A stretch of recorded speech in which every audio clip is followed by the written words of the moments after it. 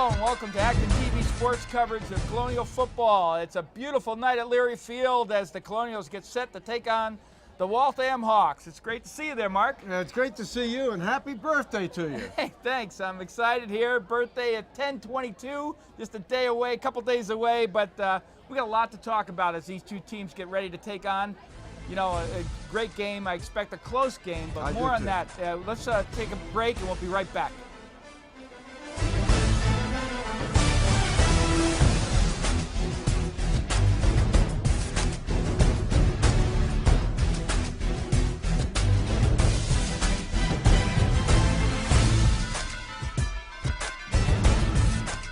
Hey America, is there anything you're truly proud of? How about becoming an aviation maintenance technician? In just 14 months, you'll be watching the metal birds that you just repaired soar back into the sky. I can't think of anything else to be more proud of. At National Aviation Academy, we train ordinary men and women to do extraordinary things. Welcome to your future. Your plans are ready for takeoff. 800-292-3228 or visit bostonwingman.com.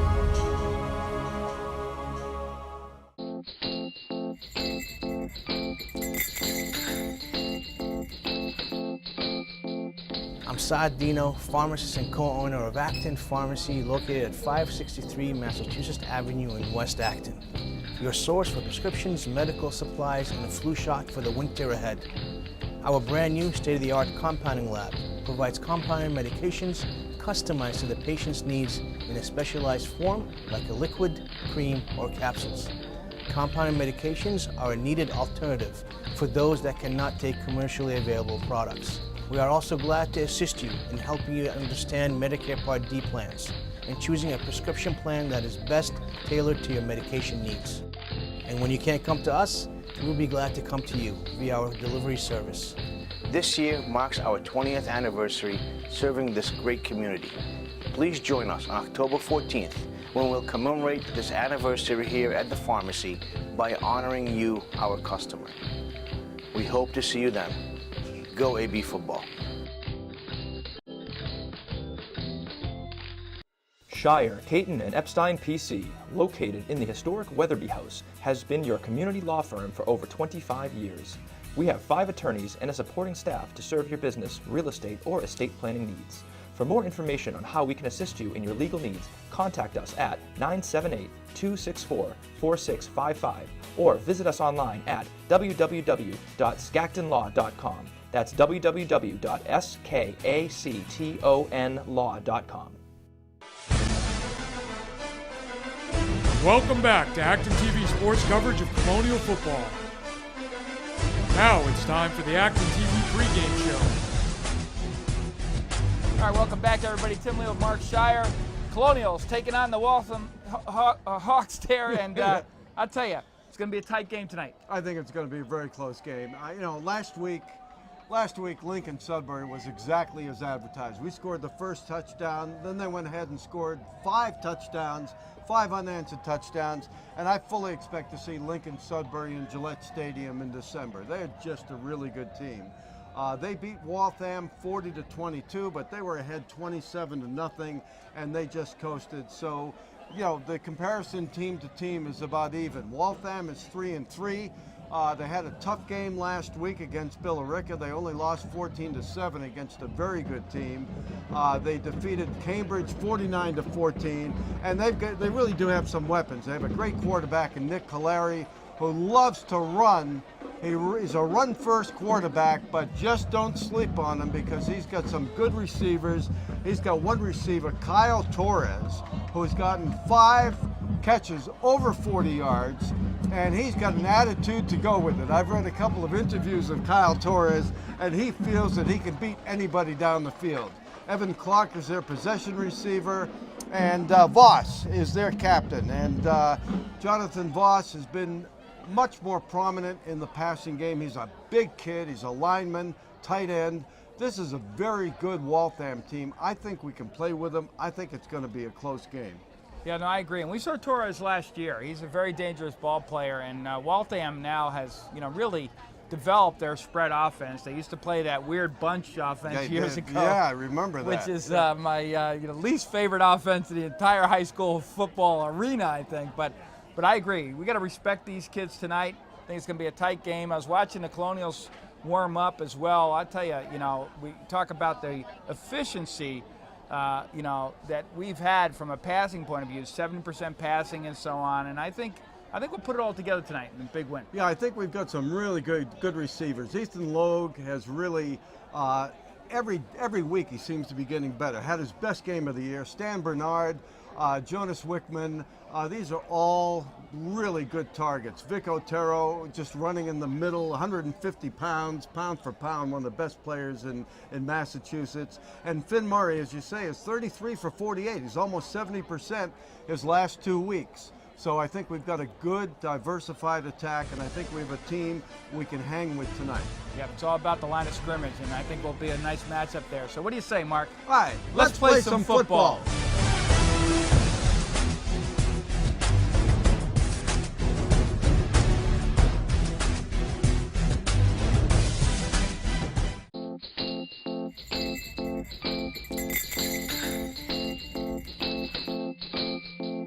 I'm Saad Dino, pharmacist and co-owner of Acton Pharmacy, located at 563 Massachusetts Avenue in West Acton.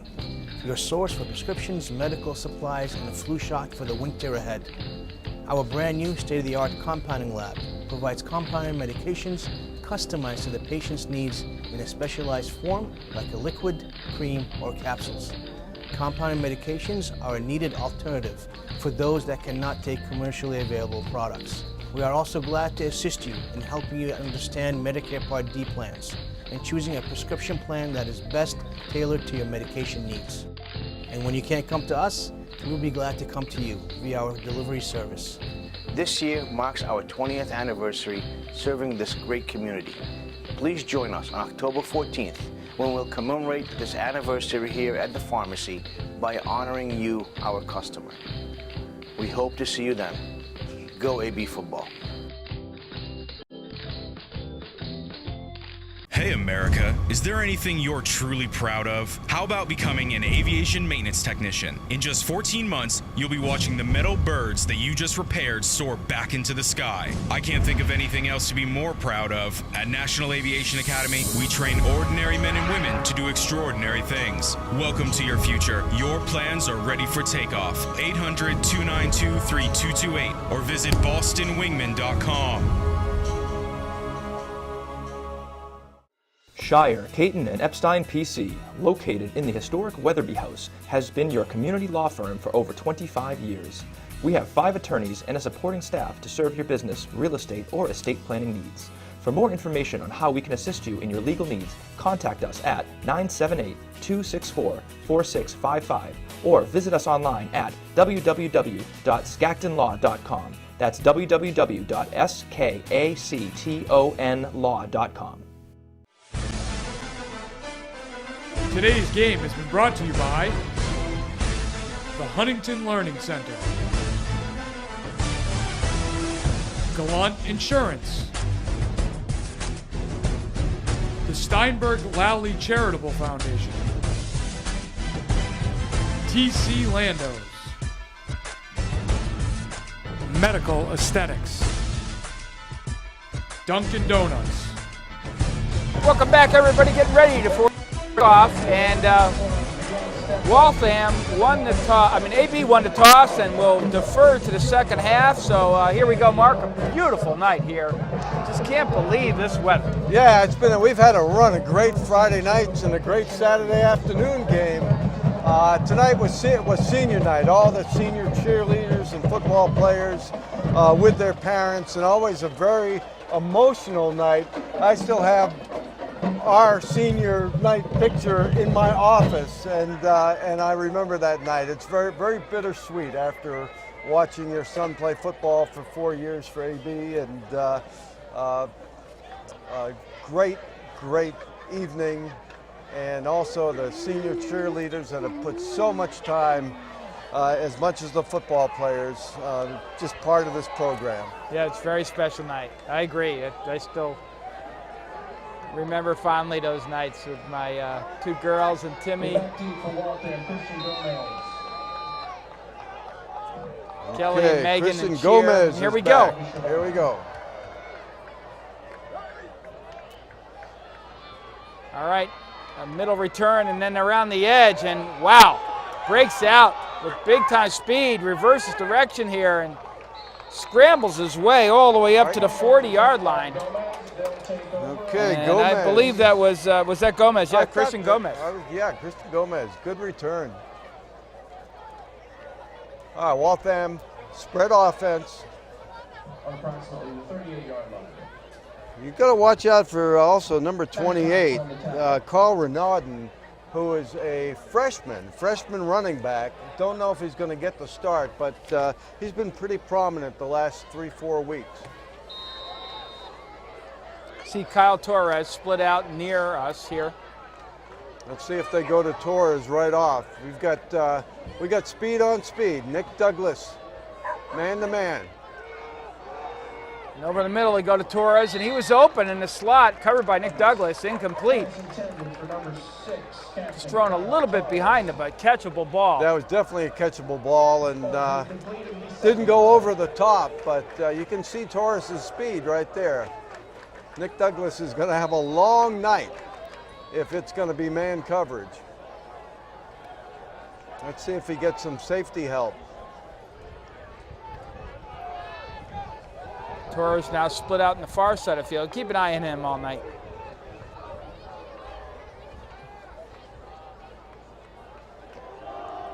This time up the middle run and well covered by AB.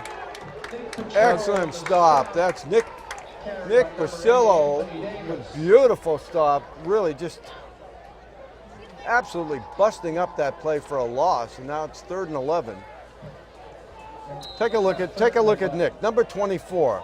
Look what he does. He just comes right in, a perfect textbook tackle, and it's 3rd and long.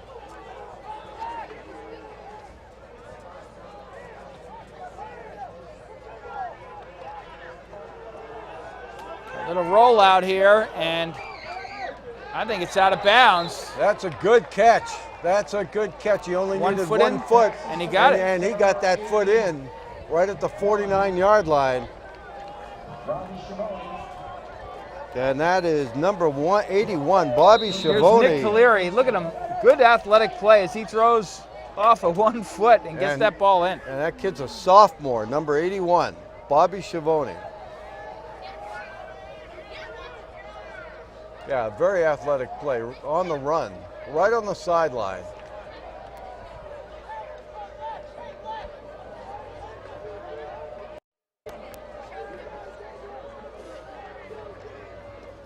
Like the counter play this time. Goes Anthony Davis. All right, good stop. Good stop at the line of scrimmage, right up the middle. About 2.5 yards on that play. And I'm looking for Caleri on a keeper. He loves to run the ball.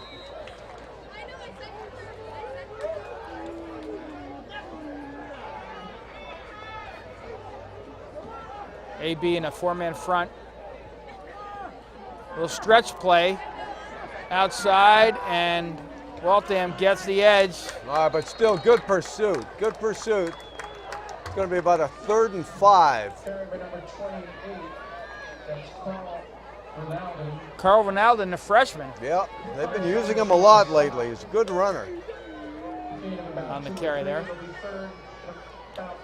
This is a team that in the last 3 weeks, they murdered Westford. They beat them 35-0. Then they beat Cambridge 49-14, and then they played Billerica very tough. And Billerica is a real quality team.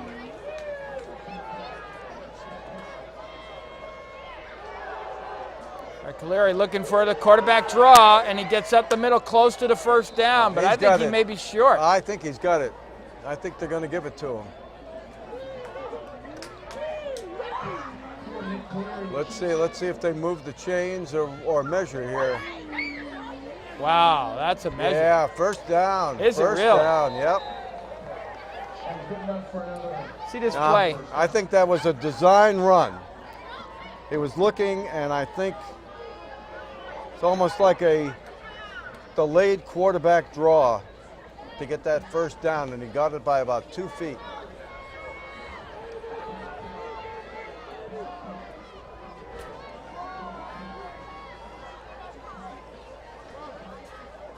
Broken play. That's Cleary. Well, Looks that- for the handoff and then gets walloped. That almost looked like the old Statue of Liberty play, didn't it? He really did. He looks. We're gonna look at that one again. Watch him. There's the Statue of Liberty. Wait a minute. Who am I going to here? You know, you might have a point. That might have been designed that way. I don't know. Turn to the right. You turn to the left. You go up the middle. It's the first time I've seen it. That's for sure. They lost about a yard on the play. 2nd and 11.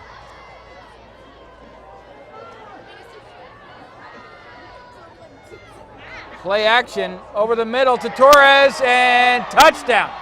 And that kid can run. Yeah, that's exactly what we're talking about in our intro. This is a kid who feels that he can beat anybody. And just that seam route, I was hit perfectly in stride by Caleri. Take a look at this. One step, just splits the defenders, and he's off to the races. Good drive by the Hawks. That looks like about the fastest kid I've seen on the field so far this season, Mark.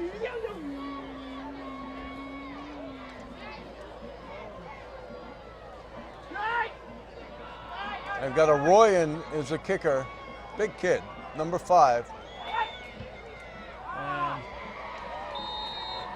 And it's good. Yeah, he just kicked that out of Leary Field, I think. I didn't know if it was left or not. I could never tell, but with 7:50 to go in the first quarter, the Hawks strike first, 7-0.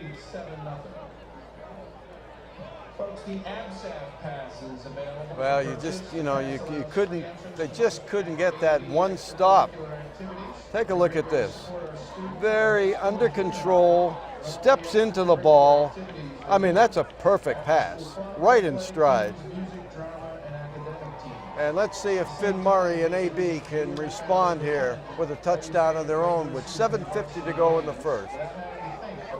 Waltham is 3-3. They're in the playoffs.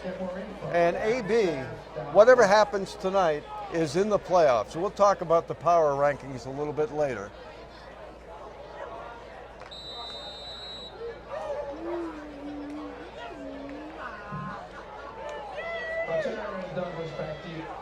Nick Douglas and Vic Otero back deep for the Colonials. And the Boyan boots it long. Otero gets it on his own 5. And gets up to about the 27-yard line, 1st and 10 Colonials. Yeah, that was well covered by the Hawks. Vic Otero had a great kickoff return, a 65-yard return, which we'll see soon last week against LS.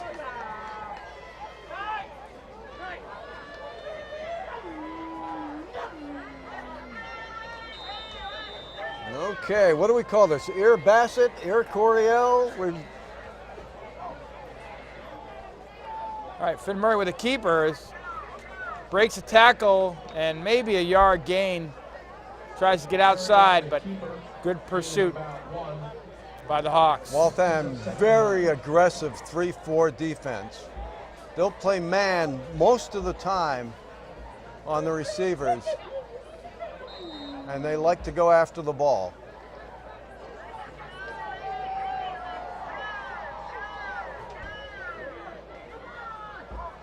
Well, certainly not in the 3-4 right now, and they jumped.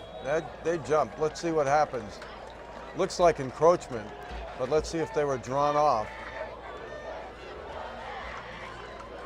That's offside.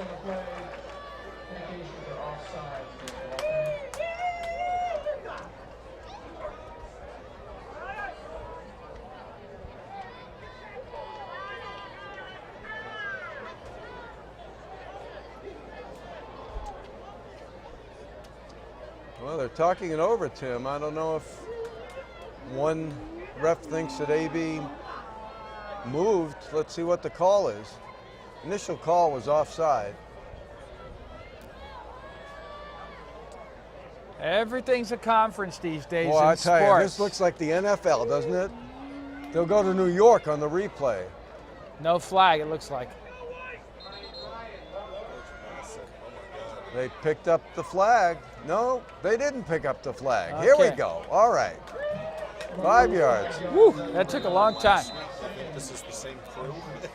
2nd and 4.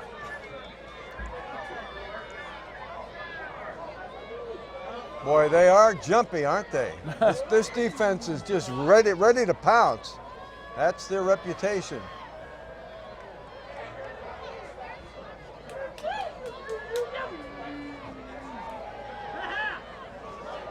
Oh, the ball's out, and that's a I'd say catch. it's not a catch, not a catch. Incomplete.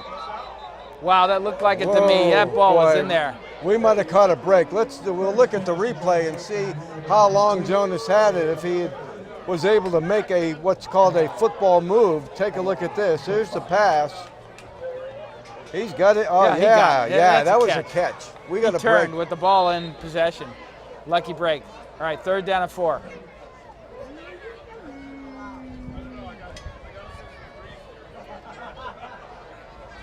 Yeah, no safety at all for the Hawks. Very aggressive alignment.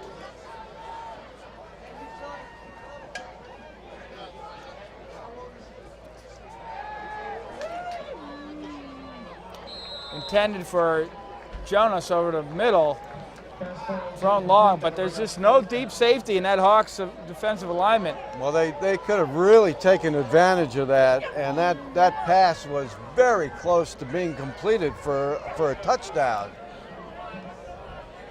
But it's 4th down. AB's got to punt it away.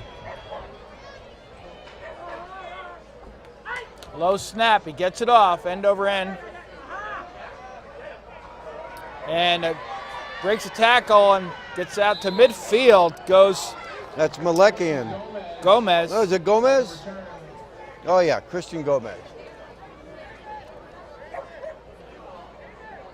Right on the 50-yard line. 49-yard line.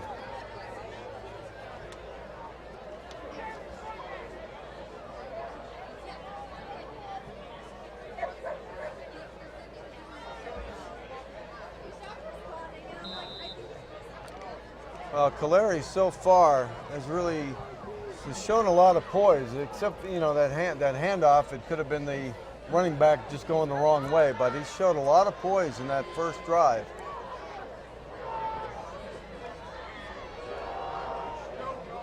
At this time, the give is Great to pursuit. Davis, and great pursuit. Gets off tackle for maybe a yard. 2nd and. And Pasillo once again coming up to make that stop. 24 he's really got a beat on these guys. Great tackling by Nick Pasillo. Watch out for Davis out of the backfield, just swinging the ball to him. They do that from time to time.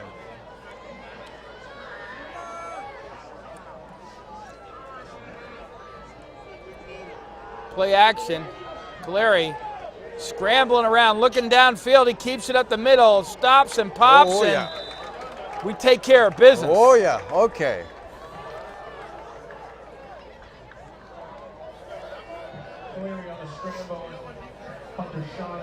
Okay, I think Tyler Briones and Hunter Shaughnessy coming after him. 3rd and 7. This is a play we have to defend now.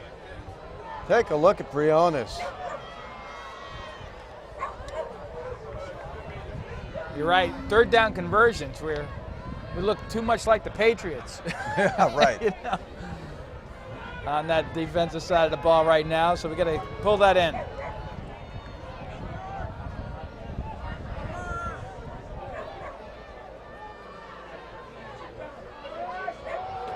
All right, Caleri rolls out, looks downfield, and Oh, great defense. Finn Murray with the breakup. Finn Murray perfectly timing that pass and puts Waltham in a 4th down situation. Look at this. Look at Finn Murray. Ball comes up and Finn is right there just to break it up. 4th and long. Back deep is Vic Otero. There's a whistle on the play. All right. Nothing.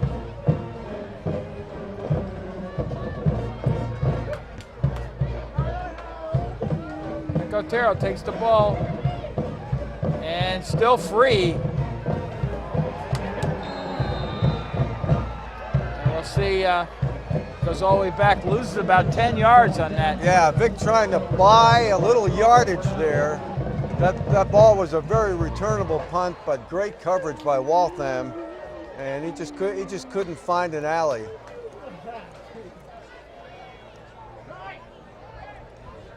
But at least we got the ball back, Tim. We're on offense. 7-0, 4:21 to go in the first quarter. I think we can take advantage of that no safety defense. And, you know, that pass to Jonas was very, very close to being complete. And once again, no safety.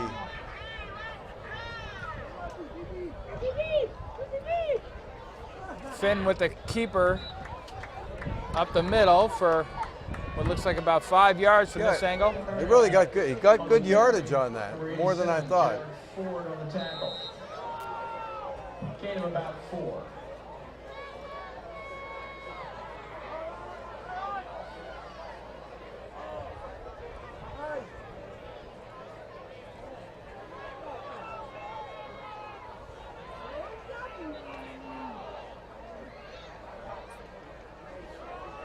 Another keeper off tackle this time. Finn's got plenty of room on the outside. Oh.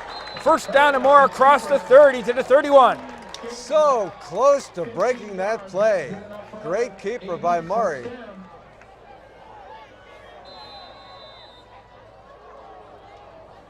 And you got that Hollis Durstein block that really freed up Murray on that play.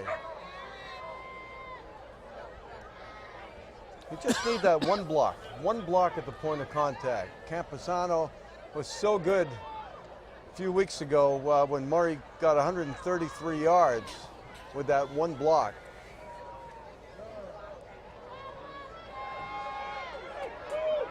Whoa, what a pass. And a stamp and arc.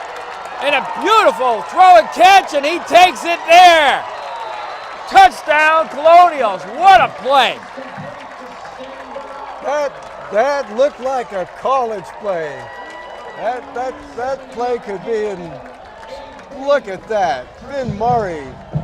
And just a perfect pass, and once Stan gets it, nobody's gonna catch him. He's just rolling in, just rolling to the end zone, and an extra point is going to tie this game. And that ball was thrown over the defender. It was really just a perfect throw. And that's Finn's first completion of the game. Kick is up, and it looks All good right, to me. It's all 7-7. tied up with 3 minutes to go in the first quarter. Well, we thought that this would be a really good competitive game. We're going to take another look at that play. Finn Murray just airing it out. And that ball had to be thrown absolutely perfectly. Getting led by senior captains Catherine Humgard, Danny Brand. Lynn Castro, Kylie Thomas, seniors, junior cheerleaders, Devin Slutsky. Well, we got great news that Jake Durkin, who we really miss this year, and who will be back next year, is walking on his crutches and looking pretty good. Will Henry reported that to me, and we can't wait for Jake to come back. He's going to be a great player next year. It is great to see. All right, low kick, knuckleball up the middle. And Waltham showing speed up the sideline, one to beat, and out of bounds at about the 47, 48-yard line. Wow, that's a lot of speed. Wow, you have all these possessions that are starting right around midfield. A lot of short fields to go right down the right sideline.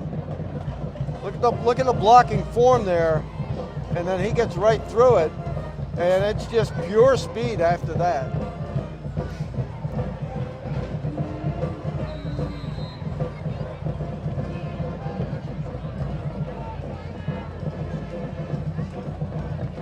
Oh yeah. Great stop. All right, captain. Sam Fleming with the stop. Here's the replay here. Brought down in the backfield by Sam Fleming. Good tackling by AB. Gain of 1. Good, sure tackling.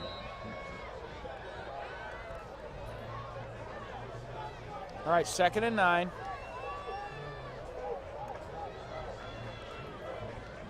Read option. Oh, yeah. Okay. And the keeper here is very elusive. Quarterback there, Nick Caleri, is just tough to bring down. And a little good sleight of hand there, too. Forces him out of bounds. Short gain. Bring up a 3rd and a long 5. Another 3rd down conversion for Waltham. They're not in 4-down territory. If we can stop them, we'll get the ball back.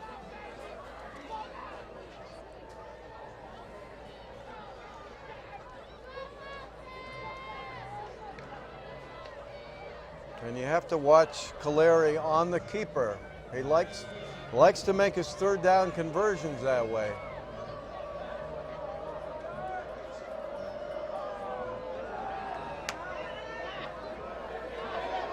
And he breaks away and then throws it downfield wide open, and it's intercepted. A tip and intercepted. Goes Finn Murray out the 25-yard line. Oh, Tim, did that look like a video game? That looked just like a video game. First of all, I can't believe that Caleri actually was able to evade the tacklers to make that pass. Here's the replay. Watch this. This kid can throw on the run 40 yards. AB will take over on their own 27-yard line. There he goes, and he just launches it. Look, on 1 foot again. The ball is all the way down to the 15. But Finn Murray catches the tip, I should say, and there we are. All right, it's like a punt.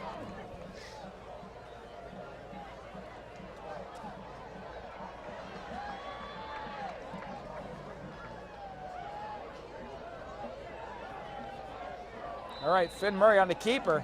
That time you see that first block did not develop, and really no gain for Finn. Brought down by a lot of tacklers. But I like the fact that he's running and keeping them honest.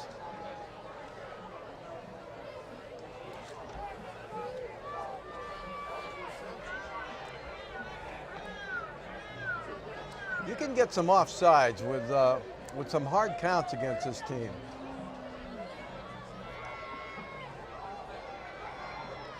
All right, Stan Bernard in the slot with a quick bubble screen. Gets about 4 yards. You know, that bubble screen either goes for 4 yards or 40 yards. Well defended by the Hawks. Brings up 3rd and 4. It's a well-executed play, though. That ball comes out quick. It's right there.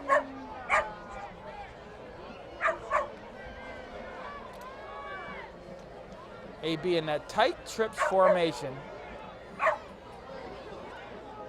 Little power run, and I think it's Kyle Camposano's first carry of the day tonight, and he gets a couple to be short of the 1st down. Yeah, they're gonna have to punt the ball. They were all going to the edge, and Evan Clark, their very good receiver, was the defender on that play, and it's 4th down for AB. Well, 4th and 2.5.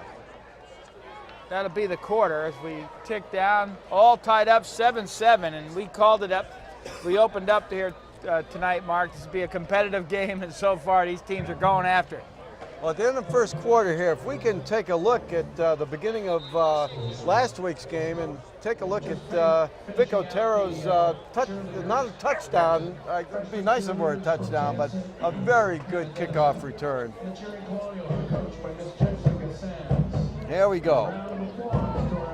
There's Vic going and just kind of picking his way and just finding his way for 65 yards down that sideline, and very patient running. And look at that, he bought about another 15 yards and was not tackled, just ran out of space.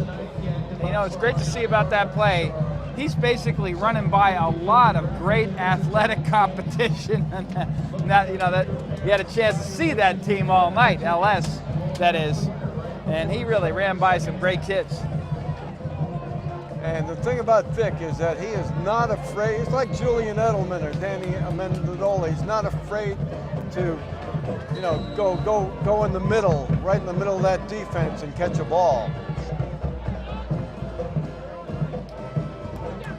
Wow. Oh, that's got to be a penalty. Here's the flag. Where's the flag? No, the flag's out there. They threw it. And Finn Murray and they picked it up or not? No, the flag's out there. Flag's right on that 25 there. All right, and really, let's see how they call it.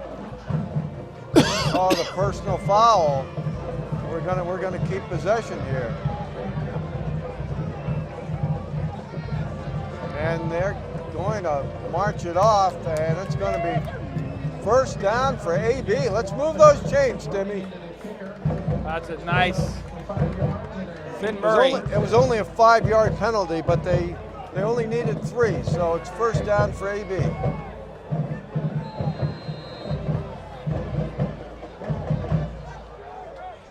One of the more obvious calls you will see in the season. Finn Murray did a nice job. Got the kickoff, stood in the face of danger, and there's a fly pattern and overthrow. Was there a hold? I don't know if there was a hold there. No flag. And I don't know if Stan was held up, but that ball was overthrown by about 15 yards. 2nd and 10 for AB. Double coverage. They respect Bernard.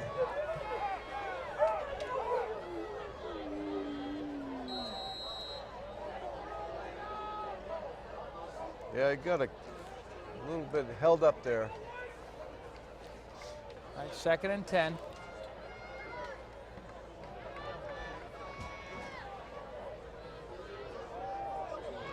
This time up the middle, and Waltham is definitely organizing tonight to take away that middle rush by AB. Yeah, they're just bunching up the middle tonight. They're almost foot to foot on the defensive line.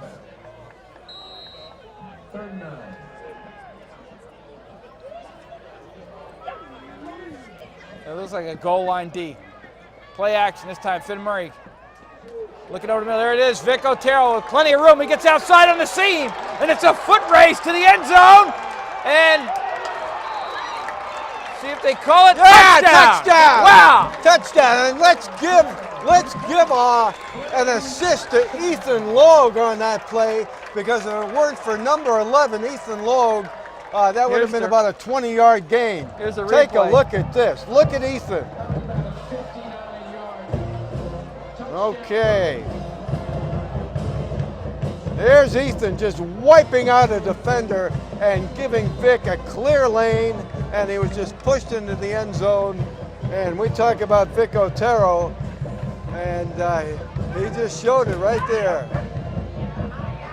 And it kick is good. So with 10 minutes to go in the first half, the Colonials pull up 14-7. That might have been my favorite play of the year so far, Mark. I really like it. That was a thing of beauty, and that was set up perfectly. And look at this. It was set up for Ethan to really. It was almost like a pick play in a way. Now look at this, and look at number 11 come in and just knock out that defender. All right, so I think yards per pass, Will, are pretty good right now, huh? Oh, you bet they are. What's Finn's average? Well, right now he's only got 2 completions, and out of those 2 completions, he's got 134 yards. 2 completions for 134 yards. That's 67 yards per pass. Well, when you don't play a safety on your defense, it's going to happen every once in a while, so there you go. All right. They got to respect Otero as well. Up the middle, and This time we contain the Waltham return. All right, that's a victory for us on the 34-yard line. At least they're not starting at midfield. I believe that was Gomez. Ethan Logue on the stop. Ethan Logue just getting better every game. Had a good reception last week. Great block on that last play, and he's back on special teams.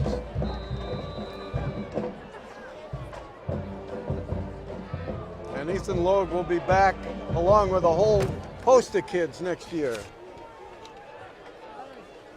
And there's Bernard down there talking with Mr. C. I hope everything's okay. Caleri with the pass intended for number 81, Robbie Scavone. We've got Stan Bernard there down with Mr. C. We'll see what the problem is. Might have been on that attempted pass to the far side of the field, Mark. He pulled up a little bit there. Hopefully he's all right.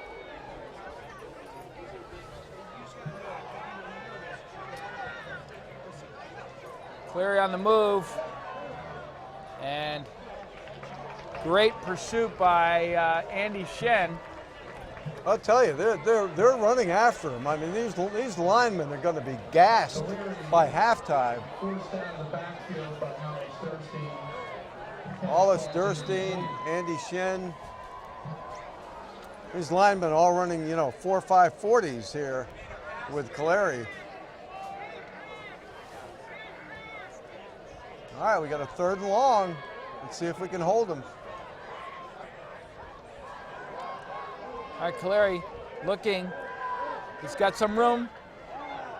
Wow, this kid is so elusive. But that is number 24, Nick Pasillo, once again. Great. Just giving a tackling clinic here tonight. There's number 24 coming off the field. I'll tell you, he's having a game tonight.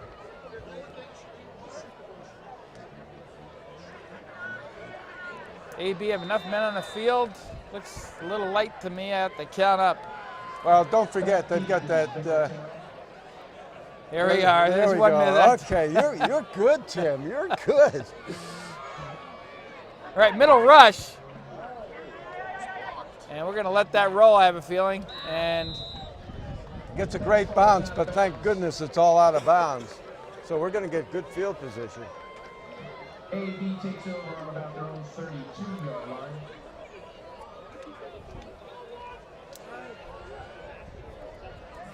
Just a reminder, ladies and gentlemen, Acton Lions Club is running the concessions tonight. John McGovern doing the PA announcing, doing a great job, taking over for Jerry McGavick, who is now our line coach. also doing a great job. Absolutely. All right, empty set for AB, Finn Murray. They do the fly with Nick Douglas. He cuts up the seam. Boom! And he is out in the clear. And he doesn't have anybody near him. He's going to basically hit the end zone. I don't see any flags. That looks like 6 for AB. Wow. 68-yard run. We have had 3 touchdown plays of over 60 yards. Look at him. Once he gets through this first line of defense, he's gone. As we say, no safety. And that's killing Waltham right now. And Nick Douglas just sprinting to the end zone. And it's 20-7. He could have had a cup of coffee at the 5 and then walked in. And the kick is up, and it looks good to me. And it is good. 8:29 to go in the first half. 21-7. Those numbers look good, Mark. AB looking good. All cylinders tonight.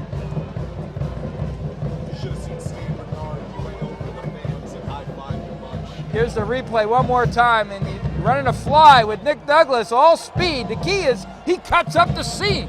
He runs to the sideline, he gets tackled with an 8-yard gain. Up the seam, boom! Nobody around him. There's nobody in that camera. There's nobody in that camera. All blue and gold. I love it. I love it.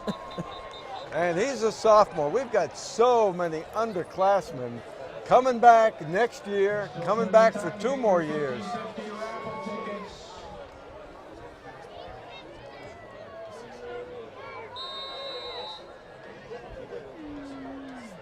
All right, Finn gets a good kick, good roll, and a perfect right in the corner there.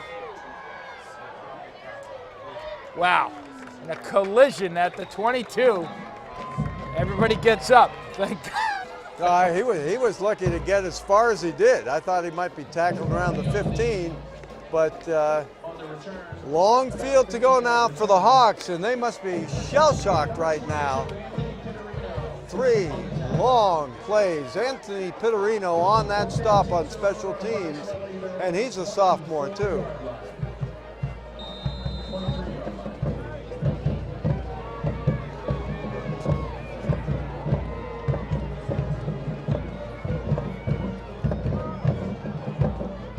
Run up the middle and well covered. Well, this stuff can be contagious, you know. We got one of my favorite players, Matt Cox, coming into the game. Look at this line play. Number 71, Max Waters. He was announced as Maximilian Waters at senior night tonight. Great name. All right, 2nd and 9.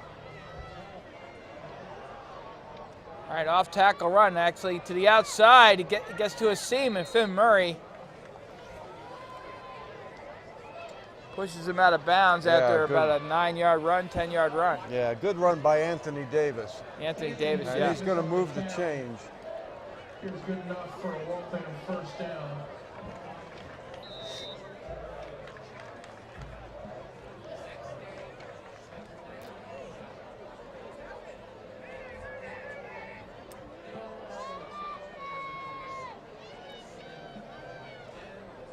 All right, little counter up the middle, and wow. Oh, is that Max Waters again? Anthony Davis again on the carry. We got Pat Matt Cronowet. Cox, was that the tackle Yeah, number it was 82? Cronowet on the stop there. Second tell and ya. 4 for Waltham. Kyle Campusano checks out. I've seen more sudden stop violent tackles by our defense this year than I can remember in a while. So these kids hit hard. Oh, they do. They do. And short tackles, too. Exactly. They really square up. All right, read option up the middle, and very well covered by AB. No gain, maybe a yard loss. Yeah, we had the whole law firm stopping that one. And Yes. Hollis Durstein, I think, was the instigator. This is like a serious radio. Welcome to the 70s. Welcome to the 70s. I love it. Well, we got a 66 in there too with Hunter Shaughnessy. We can't forget Hunter. Yeah, Hunter, we love your number, but we just love the 70s gig we did the other week, so sorry about that, kid. All right, a toss out, and wow! That was speed, pure Just speed. unbelievable speed around the edge goes We Christian thought we Gomez. had him on the edge. I think Max Waters was there, but Gomez. Too much speed by Gomez. Watch this. Toss to Gomez. Look at Max Waters. No, it wasn't Waters. It was Andy Shen who Nick was. Douglas pushed him out, Yeah. it looks like.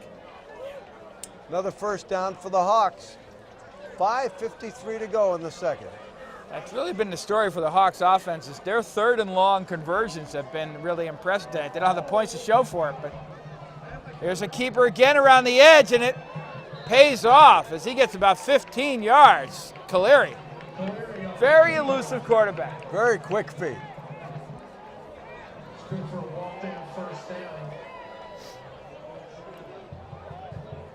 And he's just going around. He just eludes one tackler and decides to just keep it and just protects himself by going out of bounds.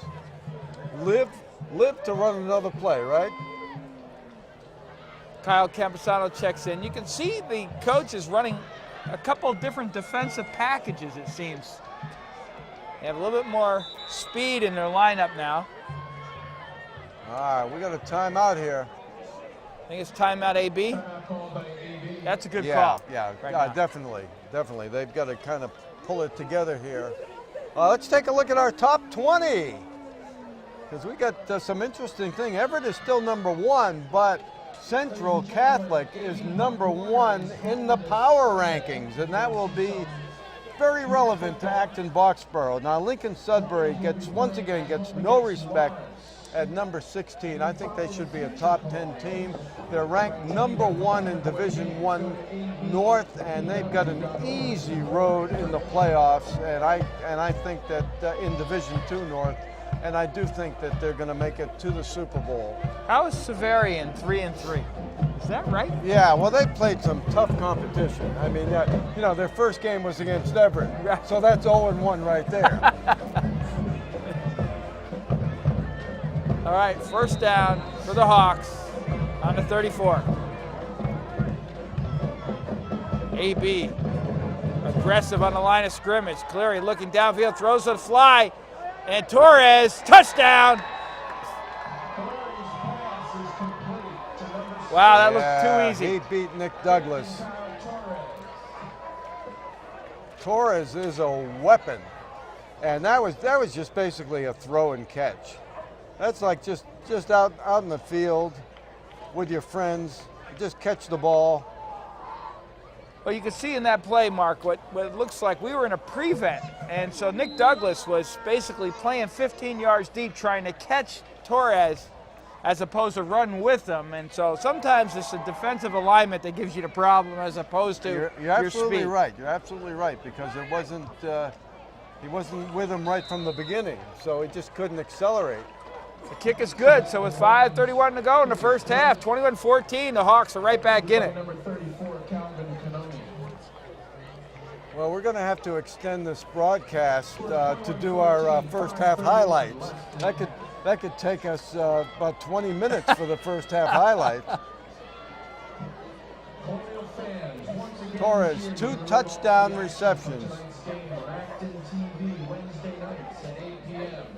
Coach Ken Lino and Mark Shire, 2 of the most dedicated AV football fans, bring you the play-by-play and color commentary of every game, home and away.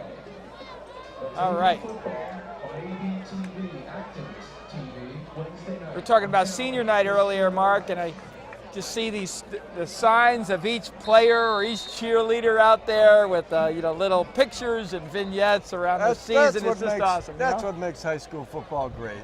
It really does. It's all the camaraderie and Good kick.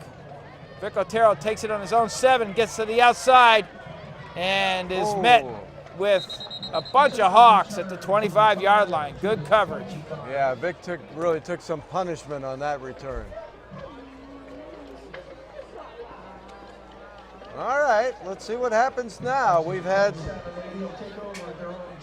really 5 long plays for touchdowns. Take a look at this return by Vic. And at the end of this play, he really found himself in the middle of about 3 Waltham defenders on special teams.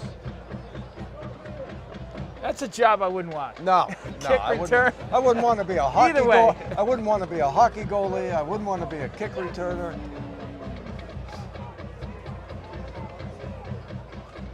All right, read option. Kyle Capisano with a strong, tough run up the middle for about 4, maybe 5. Very good push by the O-line on that.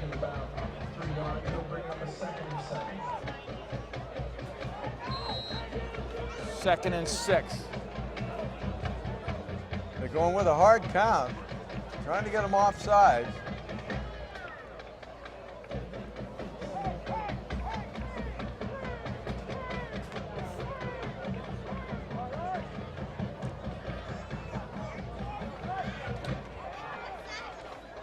Oh, pass is intended for, looked like maybe Vic Otero in the slot. Let's see, yes, incomplete. Bring up third down. That play, even if Vic caught it, really wasn't going anywhere.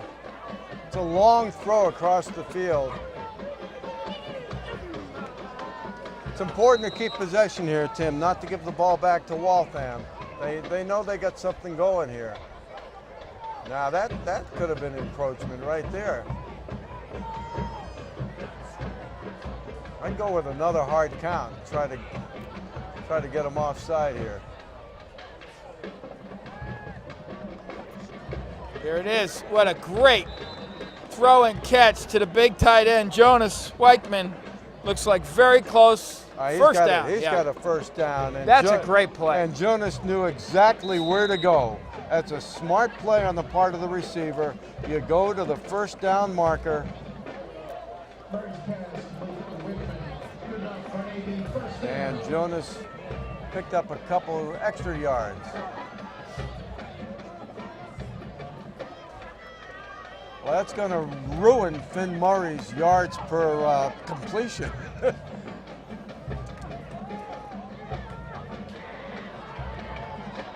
Pass complete to Stan Bernard, so he's back on the field. No gain, maybe a yard.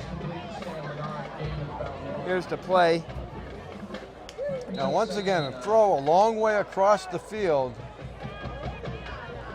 And very well defended. Bernard was lucky to hang on to it. Good reception by Stan. Yeah, that's building good. You know, just good execution by Stan to catch it like that, knowing you're going to get hit in a split second. All right, Finn Murray over the middle to Jonas as he goes up the seam. Gronk-like play. Who does that look like? I mean, really, number 87. I love that. Jonas Weichman. What's great about Jonas is he gets vertical immediately. He does. It's just. And you know the other great thing about him is he's a junior. All right, Finn Murray, little double clutch, and I think it's complete. It is, yeah. That's a catch. I'll tell you, he goes high, he goes low, he'll turn around. Oh, no, they rule it incomplete. Wow. I thought they ruled it a reception. I don't know how you rule that. Here's the instant replay. We're going to see. This should be fun to watch. Well, they're already going live here, so. I see the ball loose there as he was turned over. All right, Stan Bernard in the slot, and he gets loose and gets about 6 or 7 yards. And loses his helmet at the same time, and it's going to be about a 3rd and 2, I think, 3rd and 3. We got a flag here. Let's check it out.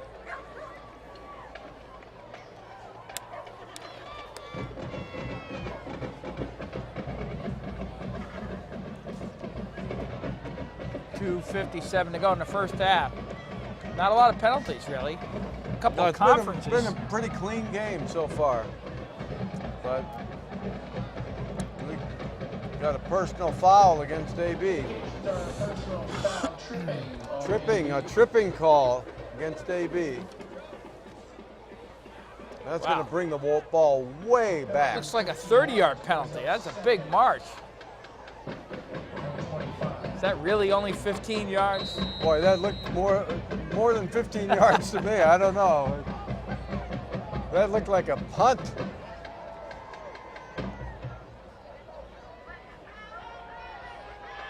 Murray.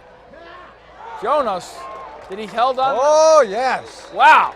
Whoa, what a weapon he's become.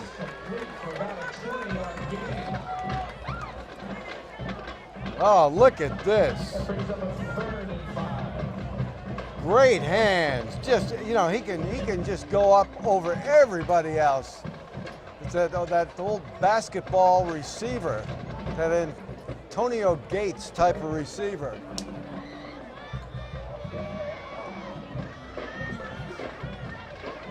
Got a very makeable 3rd down here, about a 3rd and 5, 3rd and 6. I think that fly would work again, but Finn chooses to pass, looks over, middle, it's complete to Jonas Weichman down the edge, out of bounds. Is the ball loose?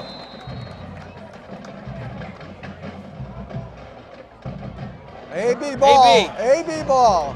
See if we can pick that up in the replay. I don't know Yeah, if we had that kind of zoom out there. Come on, I wasn't cameraman. sure who that ball was intended for, whether it was Priscillo or Wickman, because you had Priscillo and Wickman right in the same spot. Look at this camera work. We're all the way on the other end of the field there.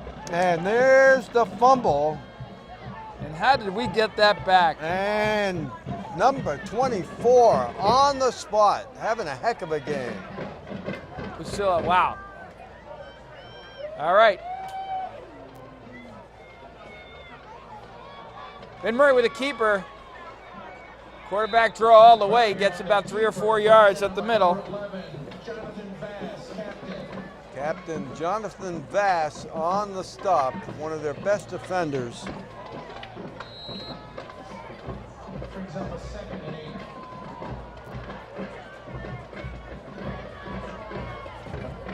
Coming down to almost 1 minute to go here in the first half. Very exciting first half.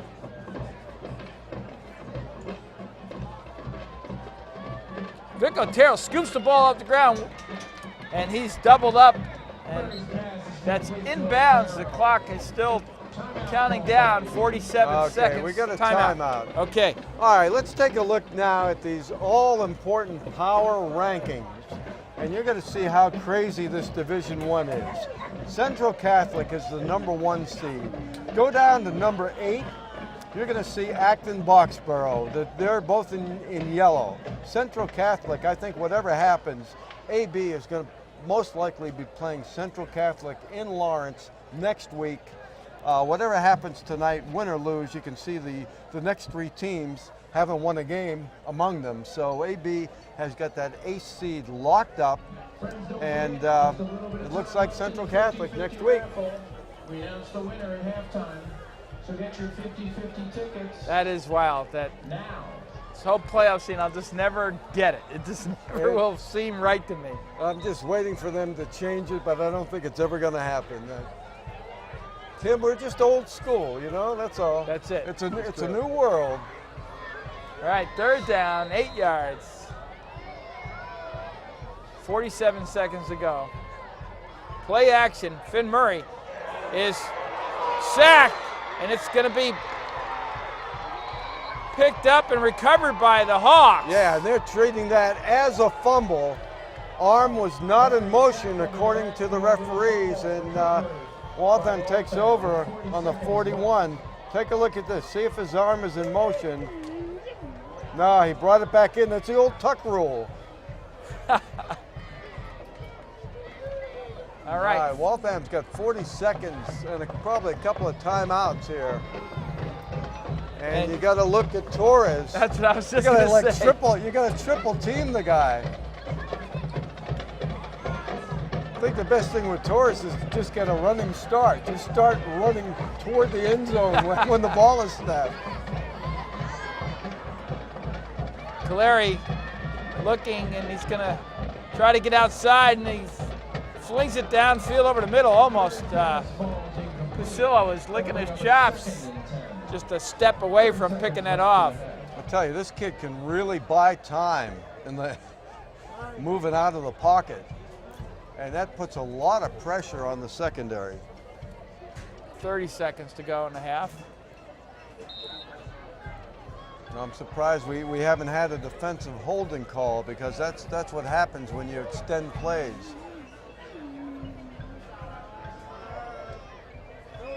They don't call defensive holding like they do in the NFL, in high school for some reason. There just aren't that many defensive holding calls.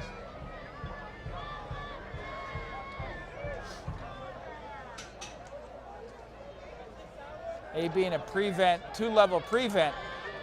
Oh, that's Caleri's got all the time in the world, and he throws it, and it's intercepted. Kyle Capisano, or no, that's Nick Priscilla. Okay. What a game, 17 seconds to go in the half, and AB got time for a hook and ladder and a touchdown, in my opinion. Here's the replay. You've got 2, maybe 3 plays, but Priscilla, and he's only a sophomore. We got 2 more years. We got a great future with these kids. Just playing center field, and makes the catch, and we've got 2, possibly 3 plays here with 17 seconds to go. Look at the Hawks, still playing up aggressive.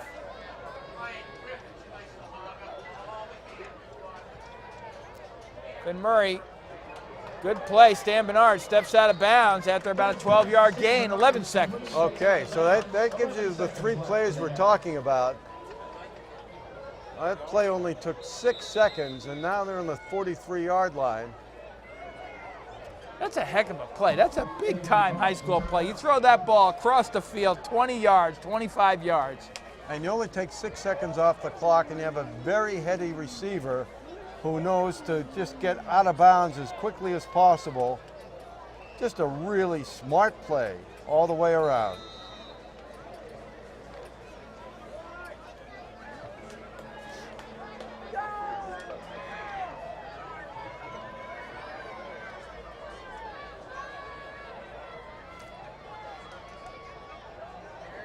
All right, downfield, Stan Bernard! Oh! And that is not a touchdown. Is it on the 1? Line. And it's 1 second left. Oh my goodness. According to the clock on the scoreboard, 1 and foot. they don't give him that play. He knocked over the pylon. Oh, wait a minute. They're calling time.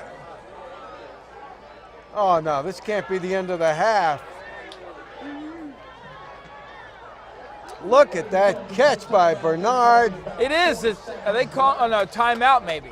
Timeout. AB. Well, there's no time showing on the clock, and the ball is at the 1 foot line, literally, and now they're putting 4 seconds. 4 seconds on the clock. What a throw!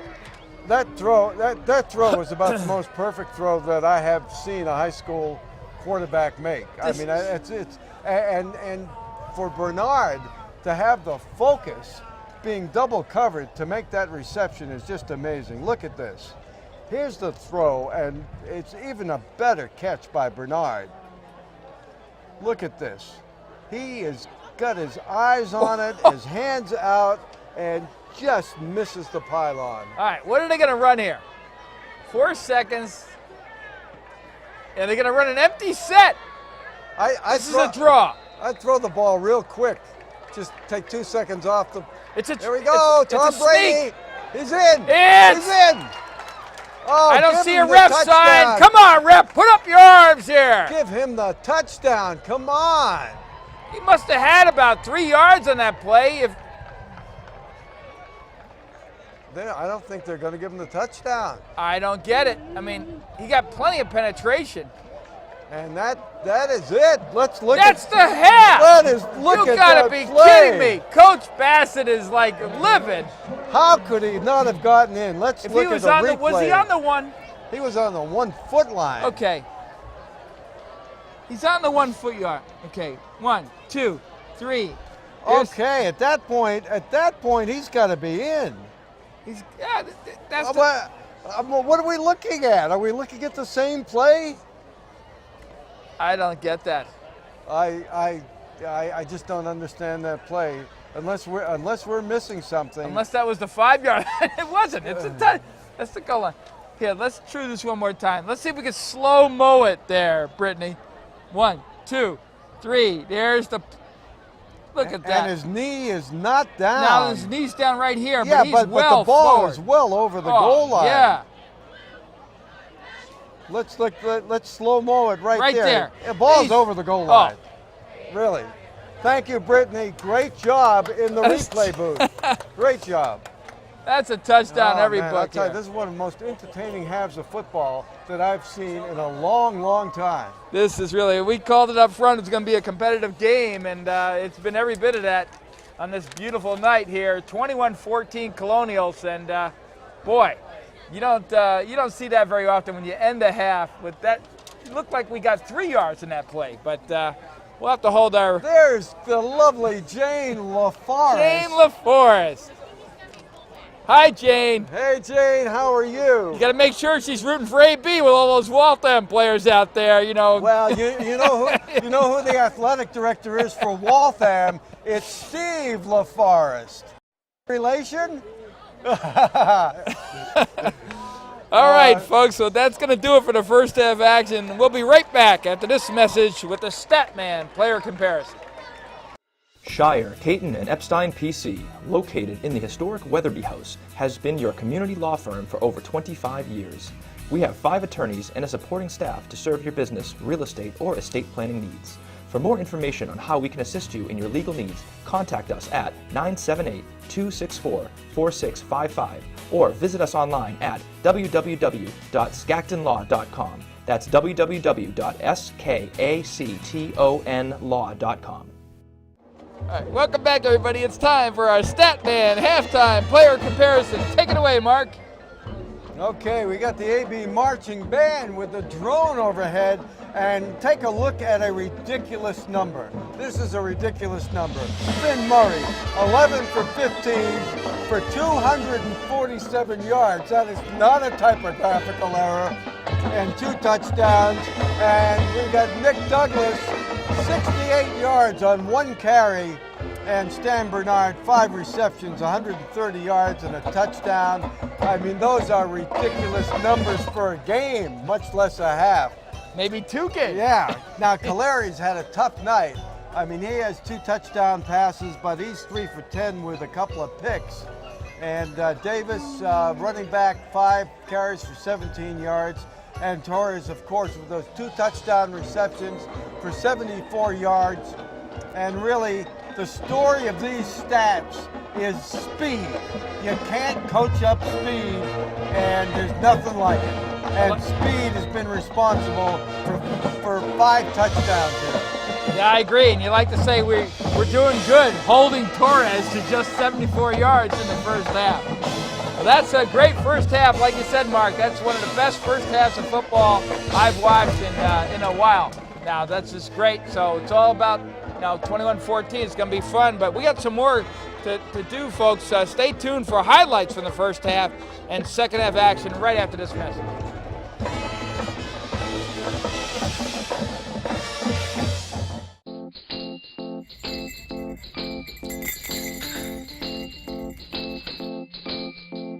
I'm Saad Dino, pharmacist and co-owner of Acton Pharmacy, located at 563 Massachusetts Avenue in West Acton. Your source for prescriptions, medical supplies, and a flu shot for the winter ahead. Our brand new state-of-the-art compounding lab provides compounded medications customized to the patient's needs in a specialized form like a liquid, cream, or capsules. Compounded medications are a needed alternative for those that cannot take commercially available products. We are also glad to assist you in helping you understand Medicare Part D plans and choosing a prescription plan that is best tailored to your medication needs.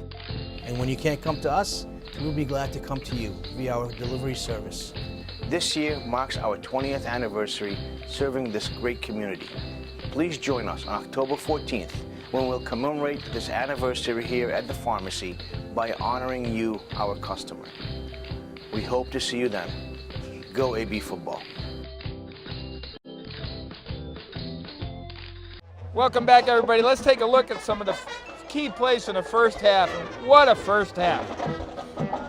First, start out play action, and Caleri throws a bullet to Torres on a slant route, touchdown.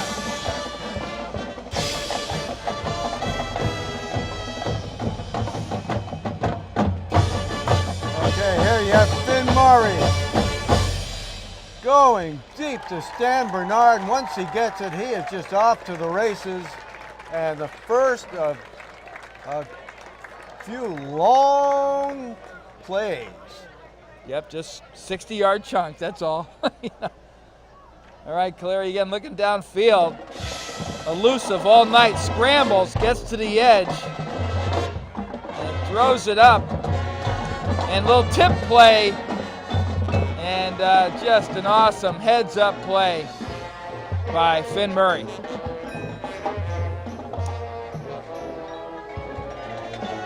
And here we go again. Finn is Finn with a play to Vic Otero. And take a look at Vic and Ethan Loeb with that killer block that gives Vic the touchdown. Beautiful play and a beautiful block by number 11. Right now the fly to speedy Nick Douglas, and the key is he cuts this up the seam, right by the red and white, all the way to touchdown.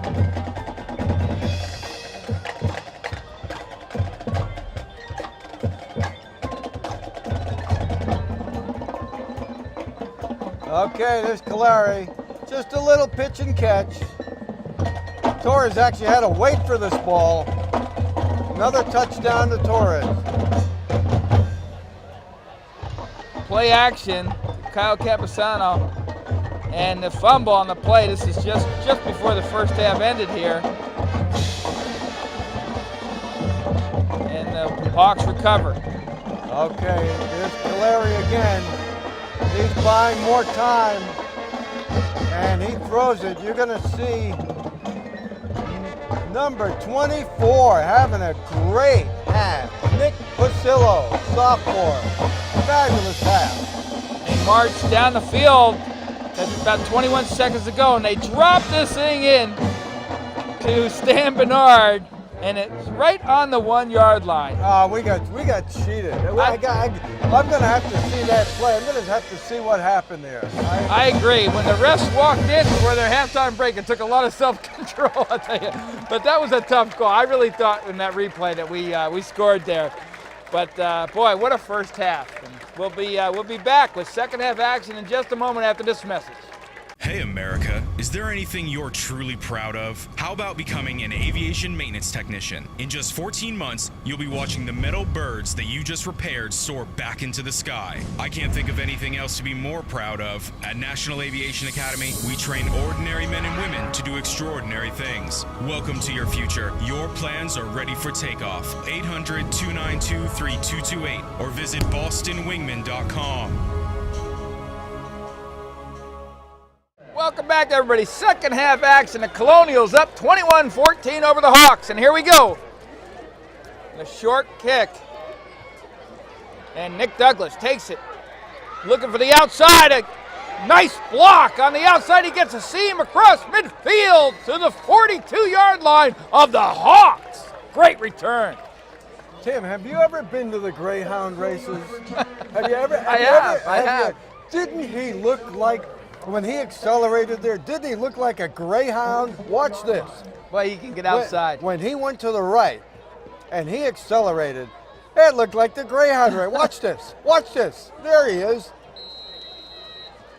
That's number 8 going around the track. Wow. He paid $7.20 to show. Yeah, that was terrific. All right. 1st and 10. Ball on the 44 of the Hawks. I formation.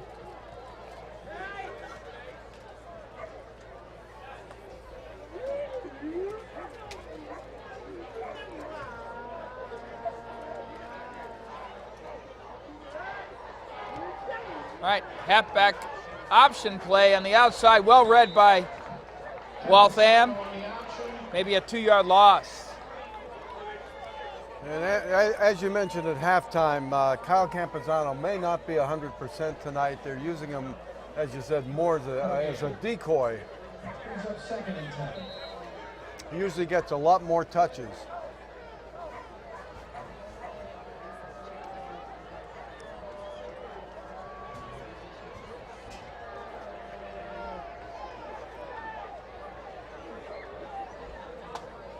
This time he gets the read option handoff, and again, all of Waltham seems to be keying on him, so they don't believe he's a decoy at all. 3rd and long here. Start the 3rd quarter. Loss of about 2. He's at 3rd and 12.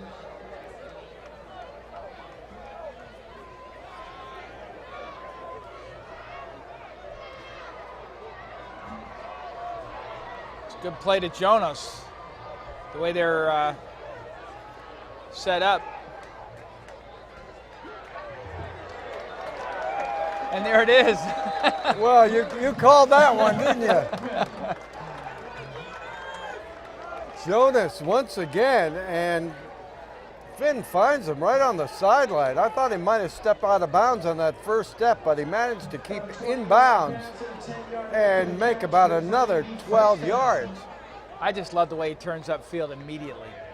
Just the way you want to coach tight end to do, you know. Perfect. All right, we got quads to the right. Little bubble screen, and nothing there as Waltham covers. Well, you know, the key to the bubble screen is to get that first block, and we just couldn't do it. And that's a loss of about 5 yards. 4 down territory here.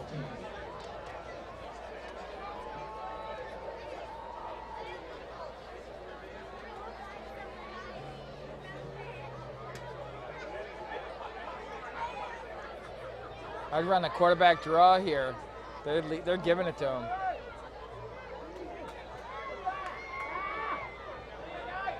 Wow, that might be a flag that there. Was a beautiful pass. Stan Bernard?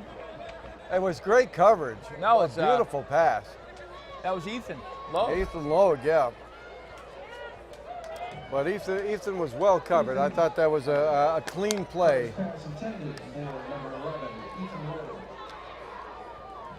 But Finn Murray is really right on tonight. Bring up 3rd and 15, 3rd and 14.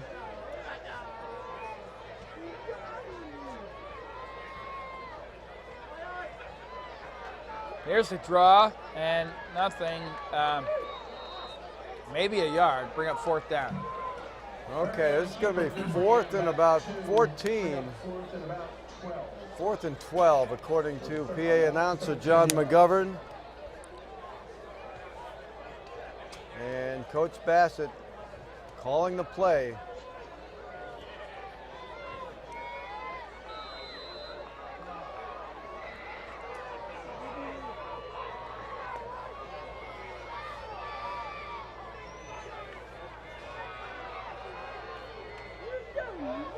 Here it is, touchdown. Vic Otero, and that just looks so easy. I tell you, I saw at halftime, I saw Vic's dad, and Vic's dad had a smile from ear to ear, and he should. His son is a heck of a football player. And once again, a great pass by Finn Murray. Look at this. Finn's in the pocket. Perfect pass. And Vic just seems to get separation all the time.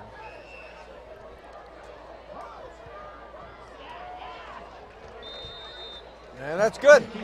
And it is good. So with 7:43 to go in the 3rd quarter, quick strike. Colonials up 28-14. I'm going to ask our erstwhile stat man, Will Henry here, does Finn Murray have 300 yards passing yet? No, he's actually 4 yards short of that number. 296 yards for Finn Murray. And it's not even halfway through the 3rd quarter. Wow, what a beautiful. I cannot remember, if you ask me, I cannot remember the last time an AB quarterback threw for 300 yards.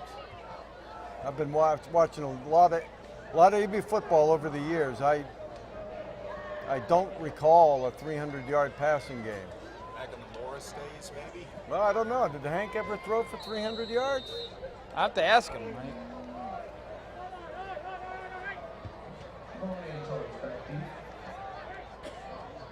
Kick to about the 15. And reverse on the other edge, and that speed is there.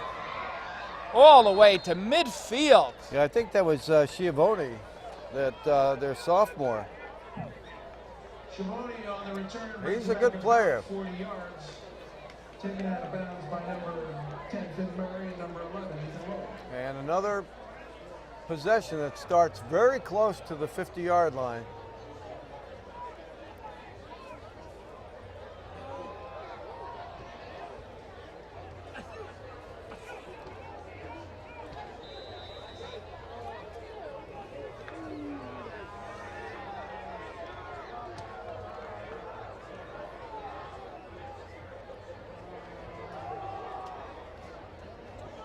And a cutback run, well covered. What tackling.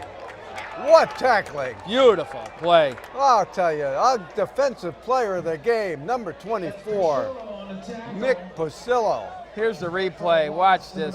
3 yards. bring up second and 13. Take a look at Nick and take a look at how enthusiastic he is. See how he broke down there to make sure that he could to stay with the very elusive Caleri. And that was a great ankle tackle. He hung on.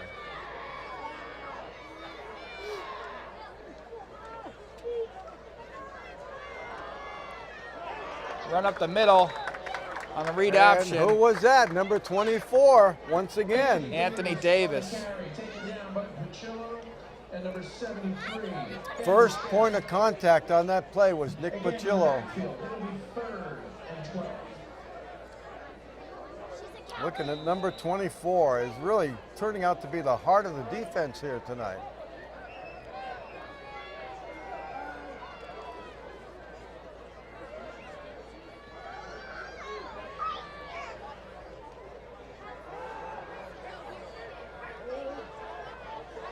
Caleri scrambles, buys time, and gets, looks like it's complete.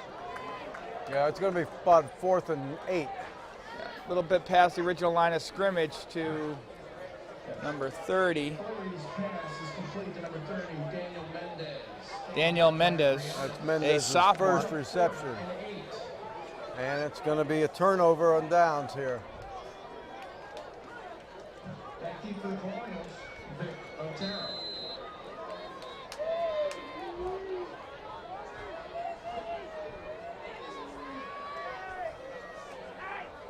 Boy, What a kick. What Wow. a kick. and let's see That if that gets is- in the end zone, and it does. Touchback. Wow. That was about a 60-yard punt. You could hear it. You could really hear it. Boom. Well, we're about halfway through the third quarter, 28-14. It should be 35-14, but we won't have any sour grapes, okay? Nope, we're good. I just like this is really in many ways I think a transformational game for this team as they've developed all year. You know, this is really the kind of football from a divisional athletic comparison point of view that we should be playing every week. Absolutely. You know, and That's a good And I point. think we're a very competitive team against comparable athletes, comparable size, etc. So, all right, 1st and 10. And it looks like that's a catch. Jonas Weichman. Going to give him the 300 yards. He is over 300 yards now. About 5. Gain of 5, 301 yards. 301 yards for Finn Murray.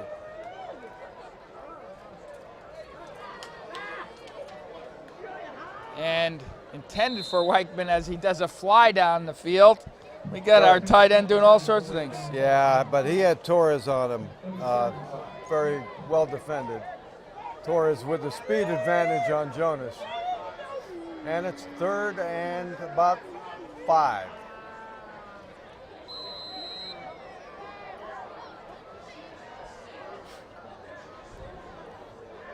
Taking a while to get set here. Stan Bernard getting set on the left.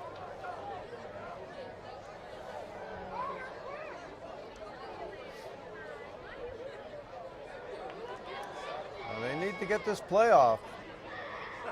They're running out of time. I had to call a timeout here. They get it off. Liam looks off. Good look off. And Weichman with a 1st down catch. That was really, I was just kind of hoping that Finn, I keep going Liam, but Finn did that. You know, that's a nice adjustment for the first half. Watch this. He looks right and looks left. Little look off there. Creates some space for your receiver. Complete. Nice ball. And Nice Jonas play. Wickman has turned into a very sure-handed receiver and a huge target.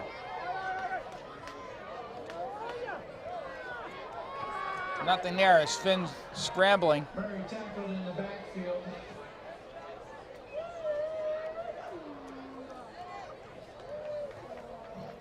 Tackled by number 20. I think Jonas Wickman's got to have about 6 receptions around that. Jonas. Actually, he's got 7. 7 receptions for Jonas.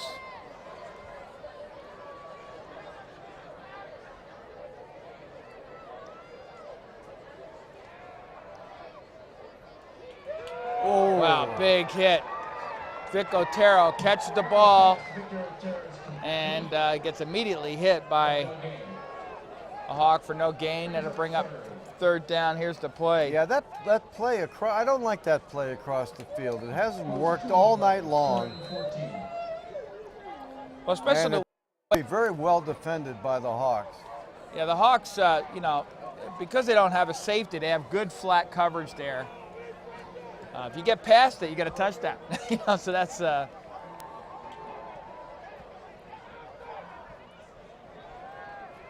action. There's a nice keeper. Finn gets all the way up across the 40 to the 42 and bring up fourth down. Okay, 4th and 4. Whoa, wait a minute. They're not punting? Was this going to be a quick kick? No, they're going for it. Wow, And that's a gutsy play, and it's Wow. a first down. Over the middle to Vic Otero. Wow, Vic Otero. As we said about Vic, he's limping a bit here.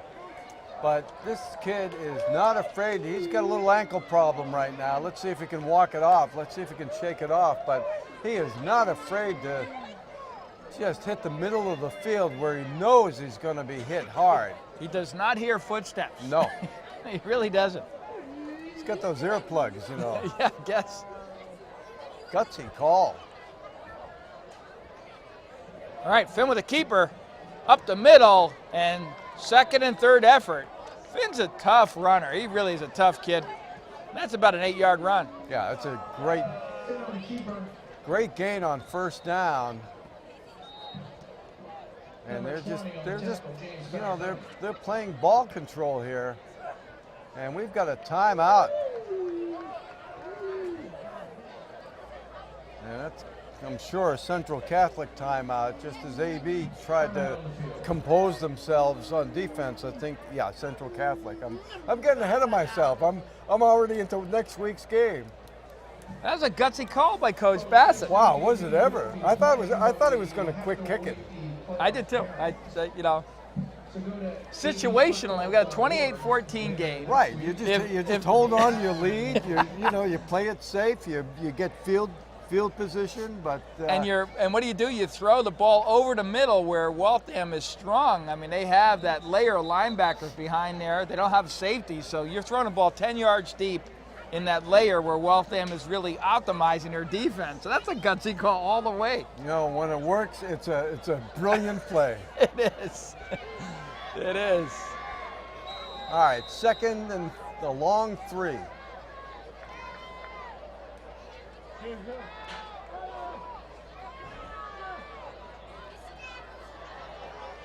Stan Bernard, little slap pass, and he gets loose. And he goes across the 30 to the 27-yard line.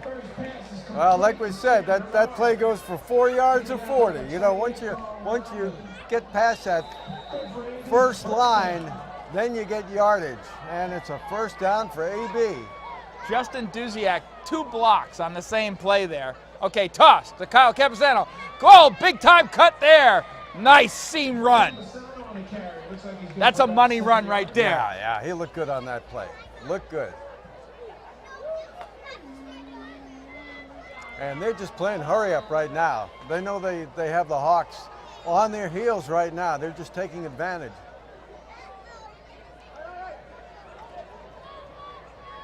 And there's an option toss, and Kyle working his way to the hardest 1-yard gain he's had in weeks.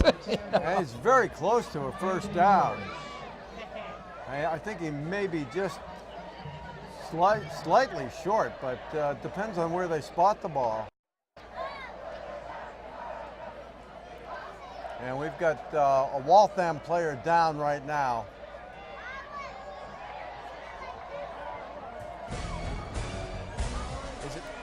It looks like the Waltham player is down. I can't quite pick up the number. Why don't we take a quick break? We'll be right back, folks.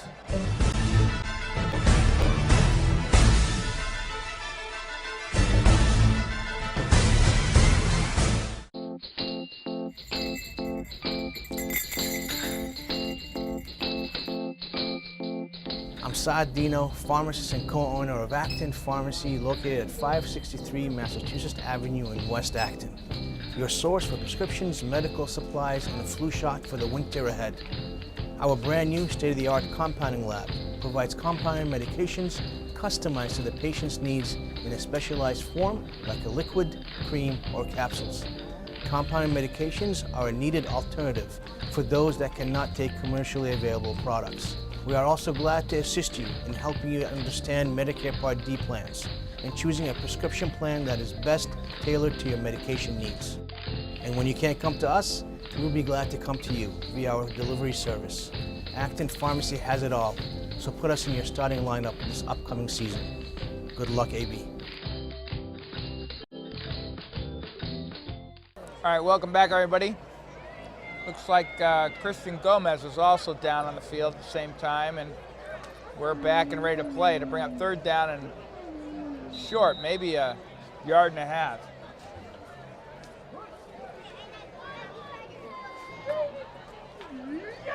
.38 seconds to go in the third quarter.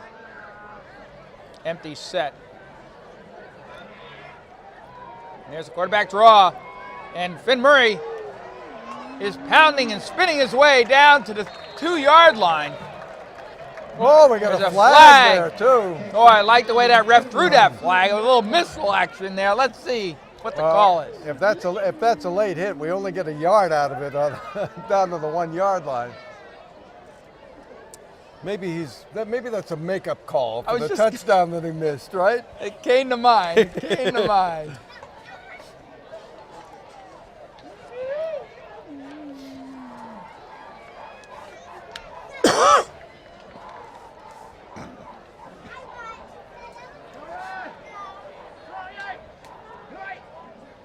Personal foul against Waltham.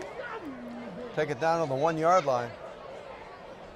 Indication is a personal foul against Waltham. Half distance for goal. First and goal, AB. There's the replay. See if we can see what happened there. It's Finn Murray weaving and dodging and picking his way through and spinning. All that second ever taking care of the football. And there's the late hit. Yeah, that's very clear. That should give us a retro touchdown for the first half with that late hit. That's pretty obvious. I mean, Finn was down for, I know it was slow motion. Looks like he was down for about 4 seconds, but you know. Well, I'll tell you the play that I would like to see called right now is a quarterback sneak. and we're going to put some pressure on those referees again. All right. End of the third quarter. I want to thank our sponsors, Acton Pharmacy, Dunkin' Donuts, Gallant Insurance, Huntington Learning Center, Medical Aesthetics, National Aviation Academy, Shire, Caton, and Epstein PC, Steinberg Lally Charitable Foundation, and TC Landos. Without our sponsors, we couldn't have our truck and do all the things that we do, and instant replay, and you guys make it possible, and we thank you very much.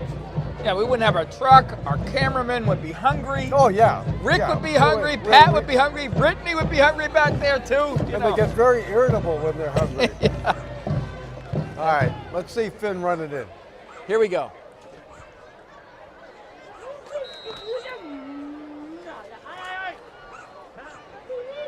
And there's the sneak, and that looks like a touchdown, and it is a touchdown. My goodness, I called it a touchdown. All right. Are you sure he was in now? Let's check. 34-14. Here's the replay. Listen, was he in or not? Let's just check. Wait a minute, he's not in yet. Wait a minute, they might have gotten him. Yeah, I think he was in. Yeah. All right, the kick is up. That's and it is good. And I like the way, the speed at which they got that kick off. That was a quicker snap. The kick's up and good. 10:55 to go in the game. Colonials up 34-14. Let's look at this one more time. Look at the blocks up front. Kyle Capisano, Nick Pasillo, all this meat and potatoes up front. There you go, Colonials, touchdown. You know, when I spoke with Coach Bassett before the season, he said that what he'd like to do ideally is to have this hurry-up type of offense where they just put tremendous pressure on the defense. We haven't been able to do that on a regular basis, but this was just a textbook example of what that hurry-up offense can do and the kind of pressure it can put on the defense. Cougars and Schiavone deep.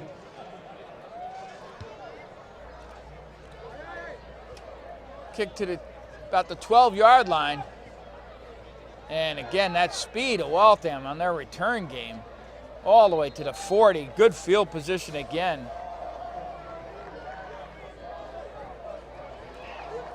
Schiavone's return good for about 30 yards. Pushed out by number 8, Nate Sullivan. Ethan Logue is a little gimpy coming off. Let's see how Vic Otero is doing. He was a little gimpy a few minutes ago.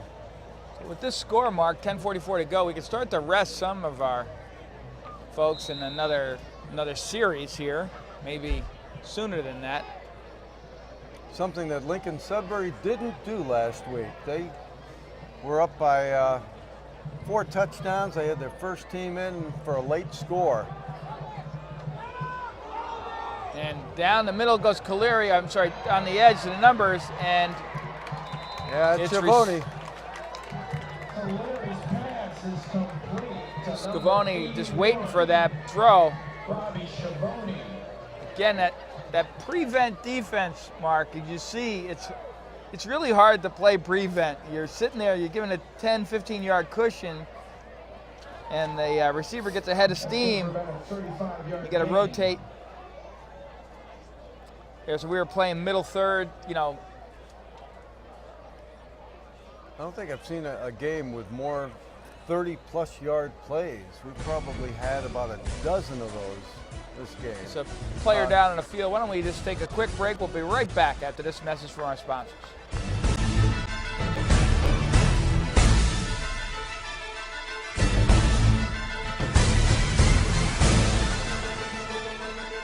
Hey America, is there anything you're truly proud of? How about becoming an aviation maintenance technician? In just 14 months, you'll be watching the metal birds that you just repaired soar back into the sky. I can't think of anything else to be more proud of. At National Aviation Academy, we train ordinary men and women to do extraordinary things. Welcome to your future. Your plans are ready for takeoff. 800-292-3228 or visit bostonwingman.com. All right, welcome back, folks. That was number 9, Jesse Waltz. He's making his way off the field. The Hawks get ready 1st and 10 on the AB 27.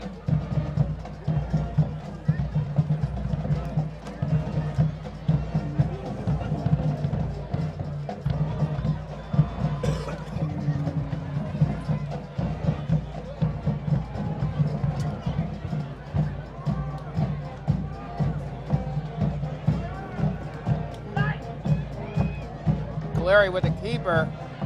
He's got a blocker out in front on the edge, goes out of bounds. Maybe a yard short of the first down. Take a look. Caleri really runs out of trouble. I mean, when he finds a way to the boundaries, he's going to go there. He's got 9 carries for 39 yards. 9 carries for 39 yards, according to our stat man.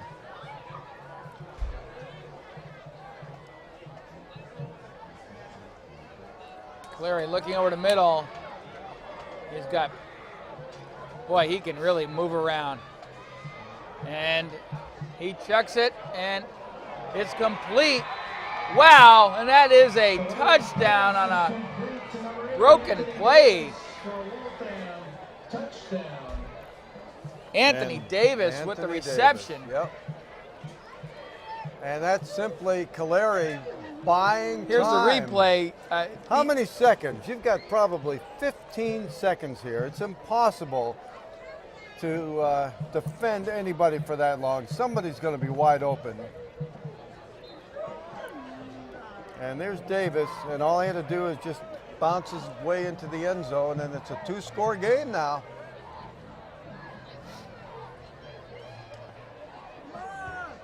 Well, almost blocked, but the kick is good. Well, no talk about second team right now. 35-21, lots of time to go. 9:34 to go in the fourth quarter.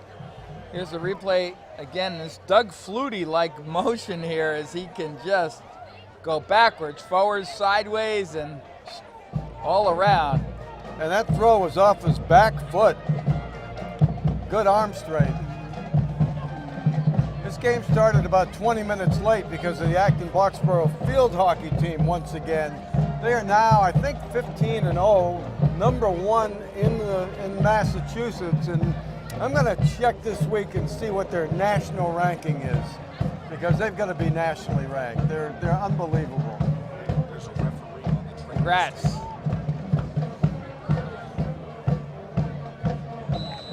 We have one referee down on the trainer's table right now, so they're playing, I think, one short. Onside kick. And is that Nick Douglas? Yeah, Nick Douglas. He's just running violently, you know, it's just. Well, he's always looking to find space. He's always just trying to make it to the edge.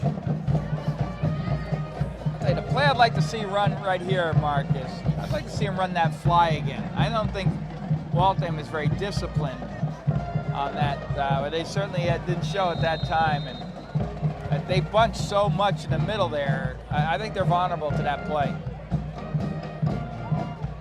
Well, now you see them mix it up a little bit. They've got a free safety now out there. Well, now he's moving up to a corner position.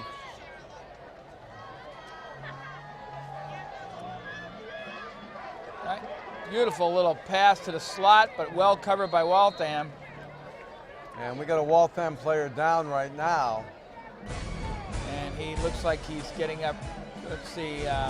Nope, he's still down. Let's take a quick break. We'll be right back after this word from our sponsors.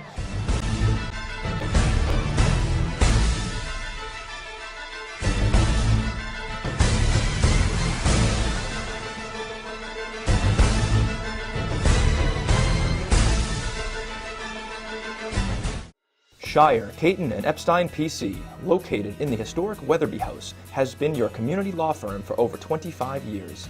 We have 5 attorneys and a supporting staff to serve your business, real estate, or estate planning needs.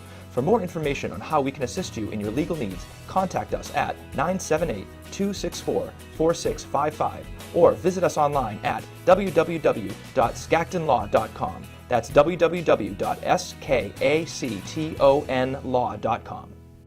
All right, welcome back, everybody. That was number 30, Daniel Mendez for Waltham, walking off his field under his own power. 2nd and 8 for the Colonials. Call it 2nd and 9. There's the fly I wanted, and Nick just didn't have the handle.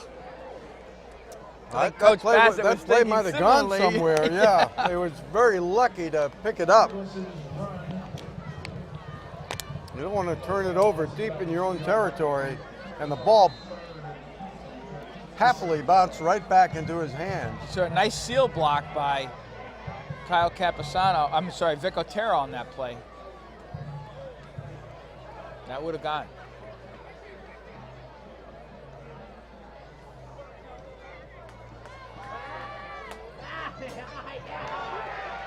Wow, almost intercepted as And Jonas looks like he's hurt.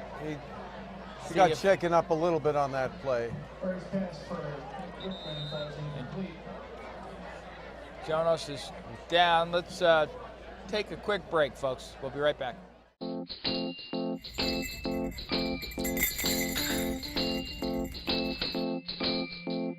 I'm Saad Dino, pharmacist and co-owner of Acton Pharmacy, located at 563 Massachusetts Avenue in West Acton. your source for prescriptions, medical supplies, and a flu shot for the winter ahead. Our brand new state-of-the-art compounding lab provides compounded medications customized to the patient's needs in a specialized form like a liquid, cream, or capsules. Compounded medications are a needed alternative for those that cannot take commercially available products. We are also glad to assist you in helping you understand Medicare Part D plans and choosing a prescription plan that is best tailored to your medication needs. And when you can't come to us, we'll be glad to come to you via our delivery service. Acton Pharmacy has it all, so put us in your starting lineup this upcoming season. Good luck, AB. All right, welcome back, everybody. Jonas is off the field and under his own power. I think that was a cramp. Mr. C with his quick superpowers out there getting Jonas to walk off the field. Here we go. 4th down. Finn Murray back to punt.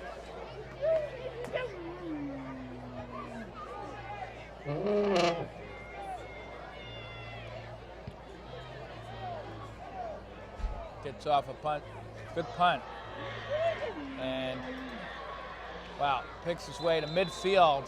Field position has been right in the middle of the field this Boy, whole it game. always seems like the 50. I mean, last whole week game. last week it was the 40. This week it's the 50. Good tackle there by Dylan Sweeney at the midfield stripe.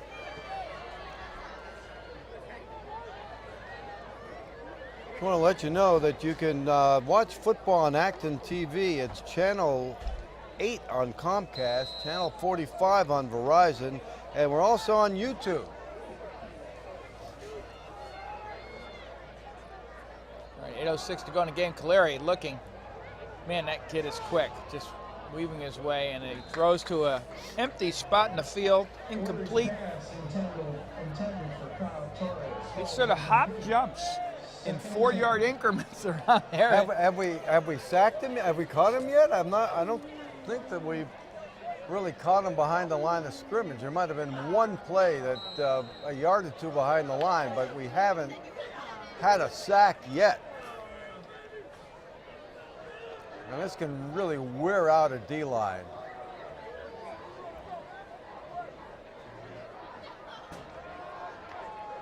All right, Caleri looking deep, and wow, that's a good ball play.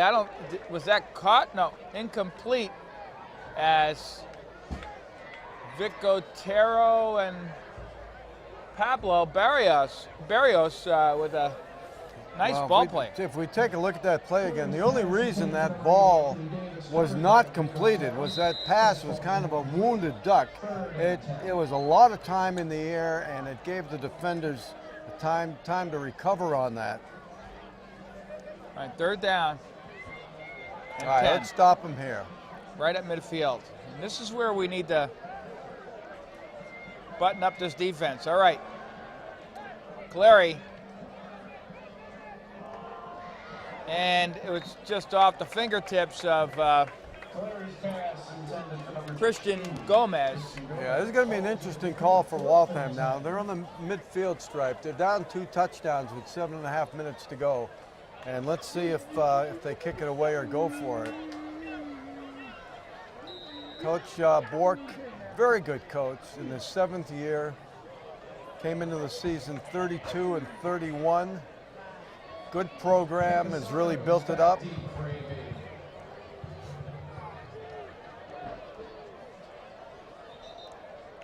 Kyle Capasano deep for. Okay, Close. they're going to talk it over. They're going to figure out if they're going to go for it or not. And this is a huge play, Tim, with 7.5 minutes to go.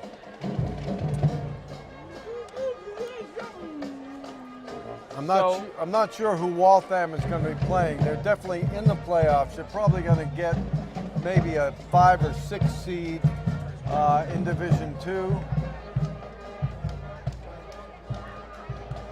Question is, how many yards does Finn Murray have passing right now, and how many total yards does he have? Because he's probably getting close to 350 yards for the game. Are you counting the yards on his interception too? His return yardage? He's got 327 yards All right, 327 yards for Finn Murray. And counting, as Statman Will Henry says. All right, 4th down. They are in punting formation. They get the ball back, and they're going to fake it, I think. And out of bounds. They're in trouble. They're in trouble. Colonials take over in Waltham territory. That's what happens when you are paralyzed by indecision, and that's exactly what happened there.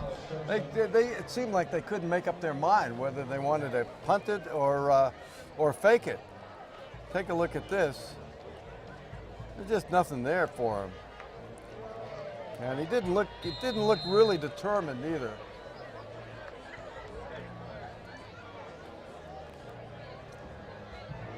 All right, great field position for the Colonials.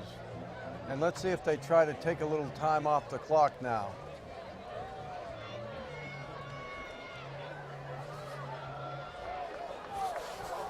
All right, they run the fly again. This time with Kyle Capisano. He gets the edge and gets about, where did they call that? Out of bounds at the 20. There you go. I told you that fly was all good there. 7:19 to go, and the Colonials are marching. And Tim, thankfully, Stan Bernard got up, because that could have been a helmet-to-helmet hit. I was really concerned about that. If you look at the end of this play, you have Campazano running right into Stan Bernard, and luckily, Stan comes right out of this. It was shoulder to shoulder, thank goodness.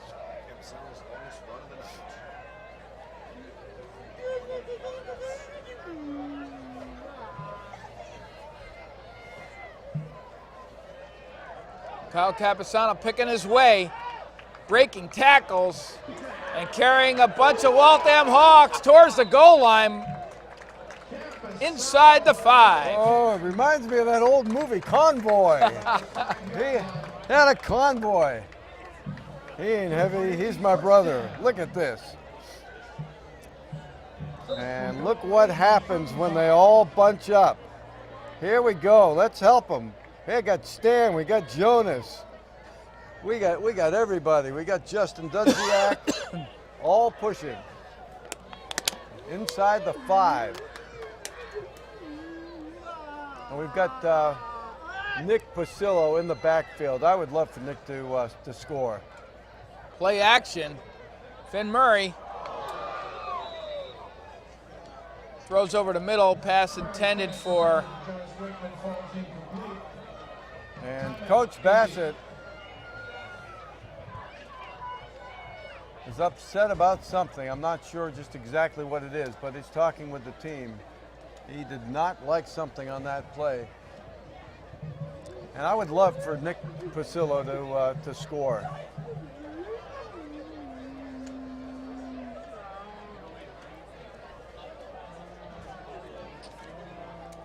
We throw, I mean, it's really a 70% pass, 30% run offense that we're running.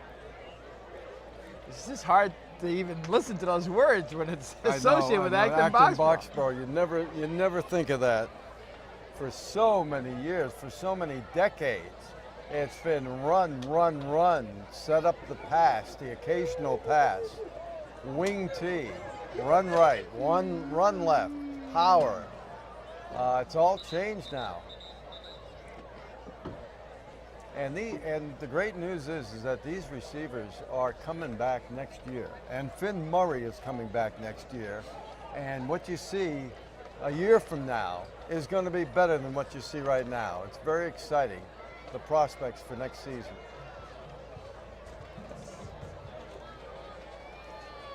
All right. 2nd and goal. Read option. Finn Murray under duress as he dives in, gets a yard loss. Murray on the keeper. Brought down. Slight loss of yardage. Back to the 5 or 6 yard line.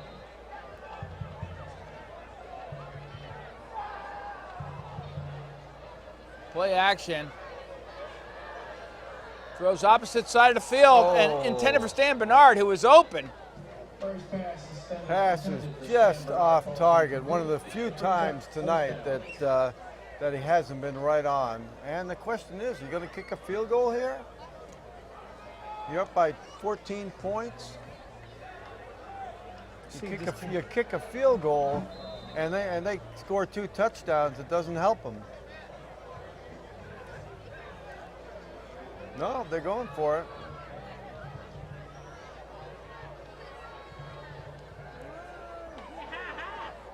Wow, intended for Jonas Weichman and broken up.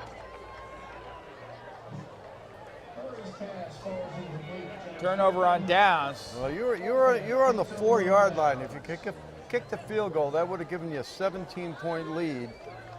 2 touchdowns and 2 conversions would not win the game. I So agree. That's the right call. I think the field goal would have been the right call. It's essentially an extra point that you're kicking. Yes. Yeah. It's a lot of confidence in our defense for the last 5 minutes and 59 seconds. And Caleri running, looking downfield, always looking downfield, and it's almost intercepted. Tyler Briones just couldn't hang on to it. He's got his hands on his head saying, oh, I should have had a V8. Look at that. It looked like he was the receiver on the play. Here's the throw. And, 2nd and 10. Waltham.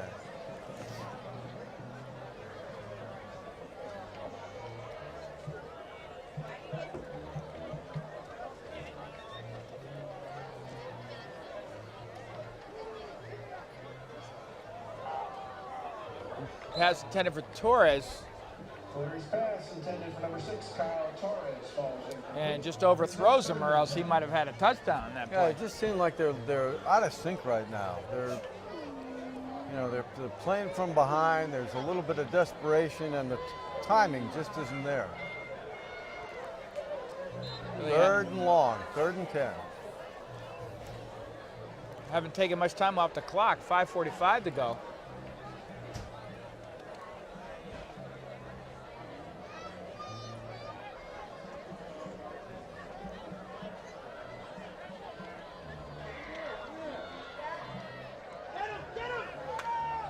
They Torres just looking. can't get him.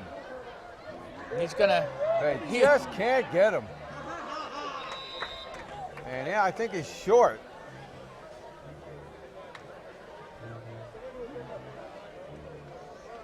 Let's see where they spot this ball.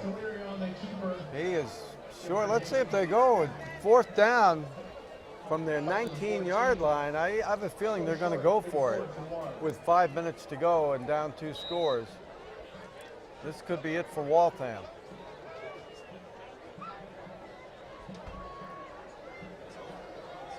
Big play here. 5:15 to go.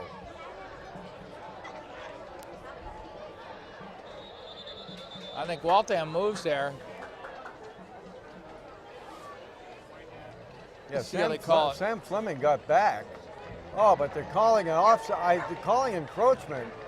And I don't understand the call because Sam Fleming. He got back. He didn't got touch back. the ball player. And that gives Waltham the 1st down the easy way.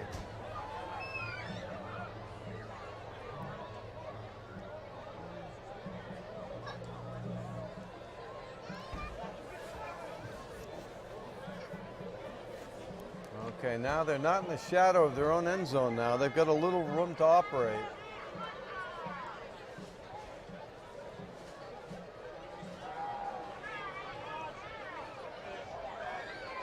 Wow, he is just an escape artist. We got a flag, we got a hold, and this play is coming back. There's been a lot of holding, Tim, that they haven't called. You know, when plays go this long, you have defensive holding, but you also have offensive holding because those offensive linemen are trying to keep their blocks, and that is a hold on Waltham, and that's going to bring it back. 4:32 to go. We've used so little time.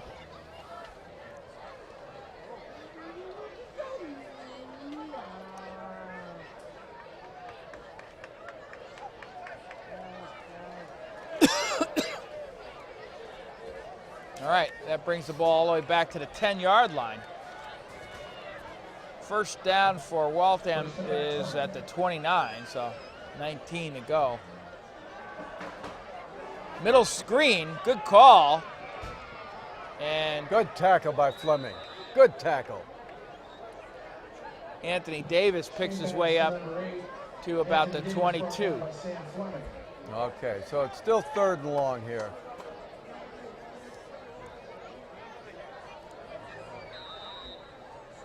I'm sorry, it's second and 9, not 3rd down. And so the ball is at the 20, maybe 21.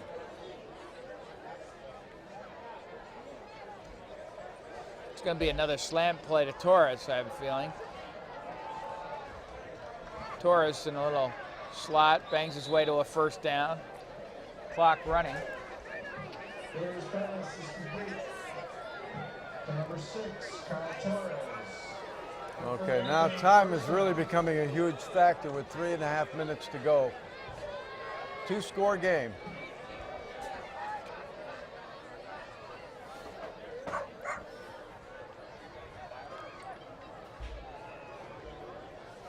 All the time in the world as he just launches one. That's offensive And that's Vic interference. Otero with the interception. And he's got, smartly just gets down after he crosses midfield. Great ball play. No flags. The Colonials are in control of finishing this game. Wait a minute, what do we got here? We may have. Oh, there's a flag back there. Against We may have a roughing the passer call. I don't know what we have here. Roughing the passer. And that negates the whole play and gives the Hawks a 1st down close to midfield. Wow. On the 47-yard line. That is a reversal of fortune right there, and it keeps Waltham in the game here.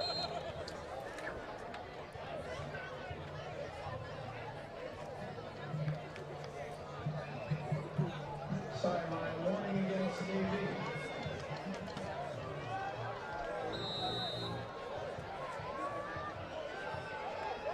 Another middle screen, but incomplete attempt. Torres pass. Intended for Davis. Falls incomplete.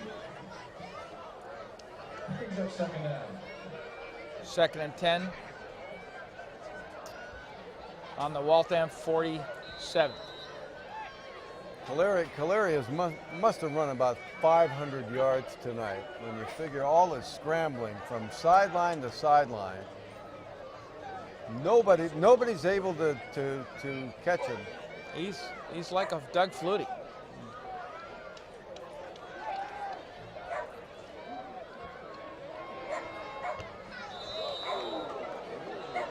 And that's a completed pass. No, they're saying no. Incomplete. Initially they called it complete, but then another ref came in and called it incomplete. 2:53 to go. Brings up 3rd and 10. Yeah, an AV staff member might have knocked it loose. Good Yep. call, Will. You go for the ball, whether it's on the sideline, Right, water. exactly. Yeah. It's a water boy. That's it. Okay, 2:53, still plenty of time to make this interesting with an onside, etc. Oh, So listen, we got to this- pay the- attention. The way this game is going, anything is possible. 56 points scored in this game so far. Davis goes in motion on a wheel route, and they look the other way, and it's incomplete with Finn Murray. Torres pass intended for number 27. Intended for number 27. Finn Murray was running with Evan Clark. And Evan Clark's really been a non-factor. He's caught a lot of passes for Waltham, this year, but really hasn't been a factor tonight. And I think Caleri, with all the running around that he's done, I have a feeling that there's a fatigue factor that is kind of showing itself right now. I agree, and it's showing up in his throwing accuracy. Yeah, exactly. Yeah, I think you're right. It's a good point.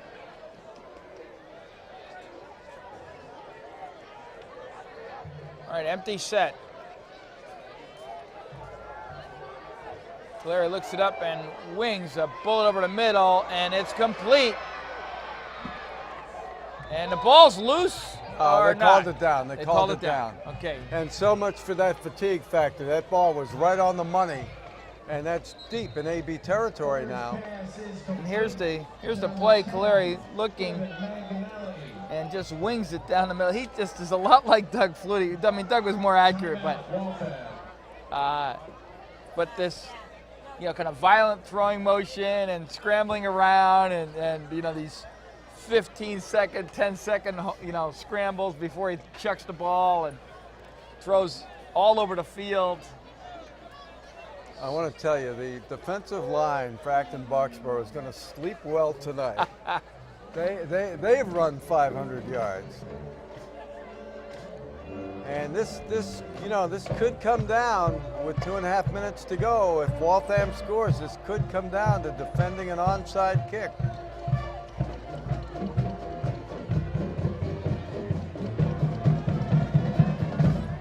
And then you have a scrambling quarterback. So you're right. There's a lot of possibilities here. We're gonna finish this game.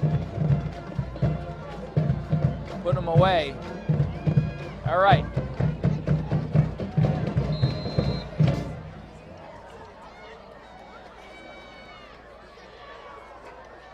Caleri buying time off his back foot. Oh, that's a catch. And that's a catch. That's a beautiful catch. Caleri's pass is complete to number 87. Little toe tap there. And the clock is... Look at that. Look at this play. Look at this throw and catch. Fabulous reception. Keeping one toe in. Look at the concentration there. And actually had 2 feet in bounds.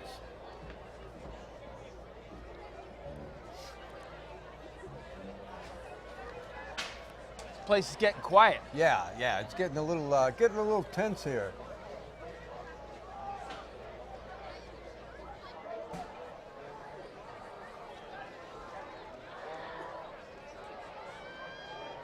Little throw in the hook zone, complete. All the way down to the 10-yard line. Clock counting down. Moves 6, that stops the clock. 2:08 on the clock and the scoreboard. And once again, that's Chiavone, sophomore, who's seeing a lot of time and making a lot of contributions tonight.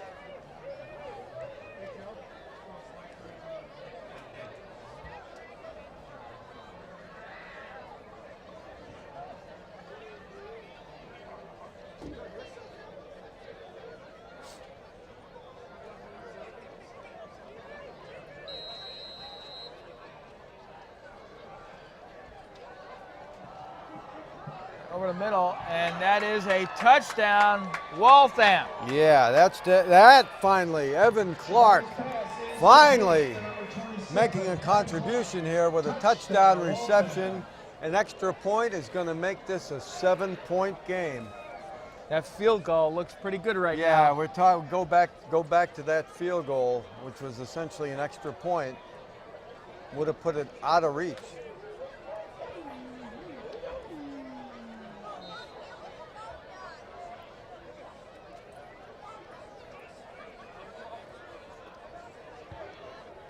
And it is good. This kid, he's got a leg. I mean, Really?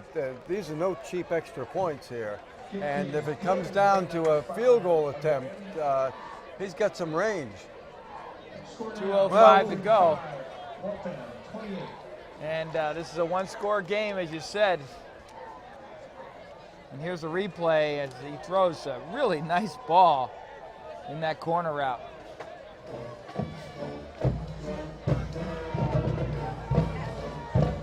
All right. I would say this is an onside kick. Time for Allstate, the good hands people. Let's get them all out there. You're going to see a lot of skilled players out there.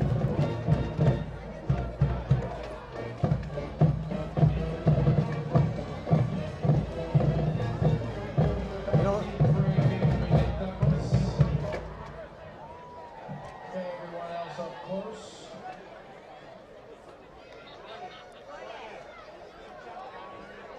okay, time to hold your breath.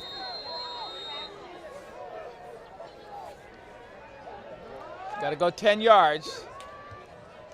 You get a good bounce there, and it is recovered by Stan Bernard, and the Colonials have possession with 2:05 to go in the game at their own 39. We call it 37. Yeah, so you have to figure one first down pretty much ices the game here. Just hang on to the ball protection, get one first down, and come out of this game with a W.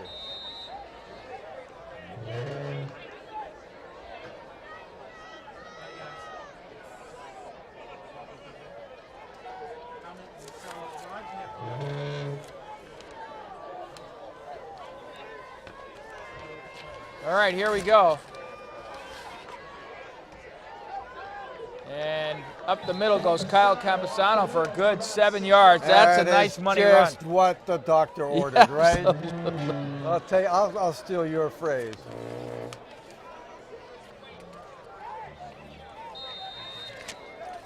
Going right into the heart of the defense. Here's the run up the middle. Just a great money football play. Get hit by a truck called Campusano Inc.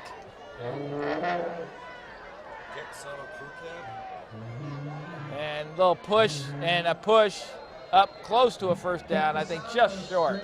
Okay, we're about a yard shy of the first down, and I'm waiting for Waltham to call a timeout. They didn't call timeout on the last play, but now they have called timeout with 1:17 to go.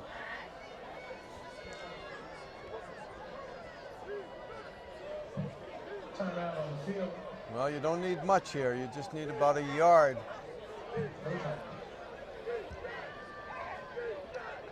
Now Pablo Barrios coming in.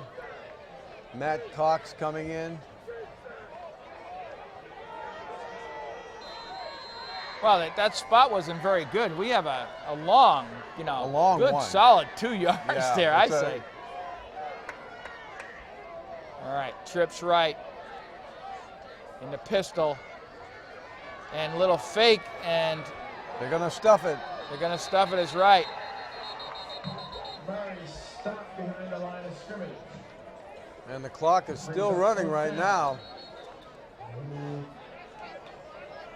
Still running. Down to 1 minute exactly now with timeout Waltham. They waited about 10 seconds to call that timeout. They really did. That was had a couple of situations where teams have really squandered valuable seconds calling timeouts.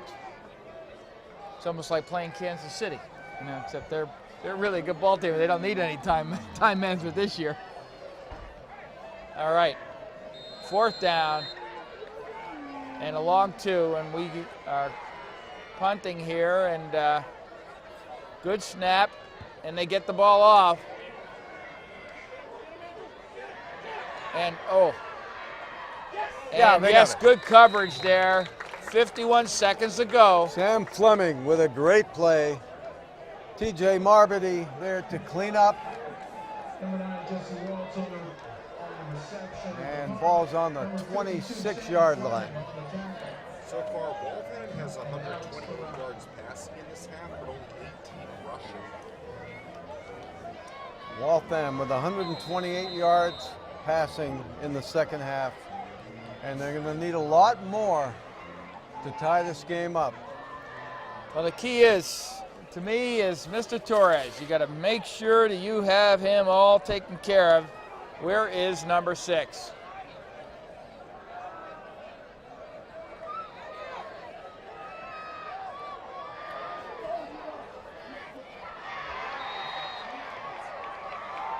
And I've just not seen a quarterback as elusive as this quarterback. It's just like he's just like this little Energizer bunny. You just can't get him. Let's watch this play. He just looks like we had him well contained. He breaks out. A nice block. Their offensive line blocks throughout that scramble. Timeout AB. Interesting timeout. Acton Boxborough. This is when I think you're giving the kids a breather. Yeah, absolutely. And you really don't give up that much time because they were coming right up to the line of scrimmage. They were going to run a play. So calling a timeout doesn't really affect the number of seconds left in the game.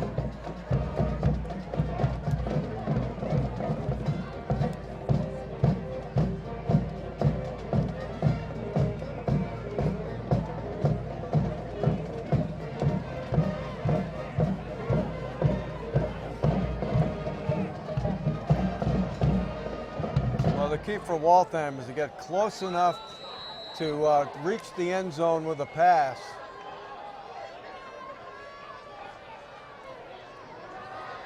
Caleri rolls out, looking downfield, and that pass is complete at the 47 of the AB. And once again, they're being very patient, very patient. They're picking it off 10, 11 yards at a time, and they just want to get to that 25, 30-yard line. Well, they're in his front. This is dangerous right here. You get Torres, you get he can reach the 10. Caleri, right now. Straight down the middle. He rolls again. He's looking deep, and he'll throw a duck, and it is intercepted. And Tyler Briones this time didn't drop the balls. He puts the game away. That is the ball game, but I want to tell you, a lot of stress. Take a look at Tyler.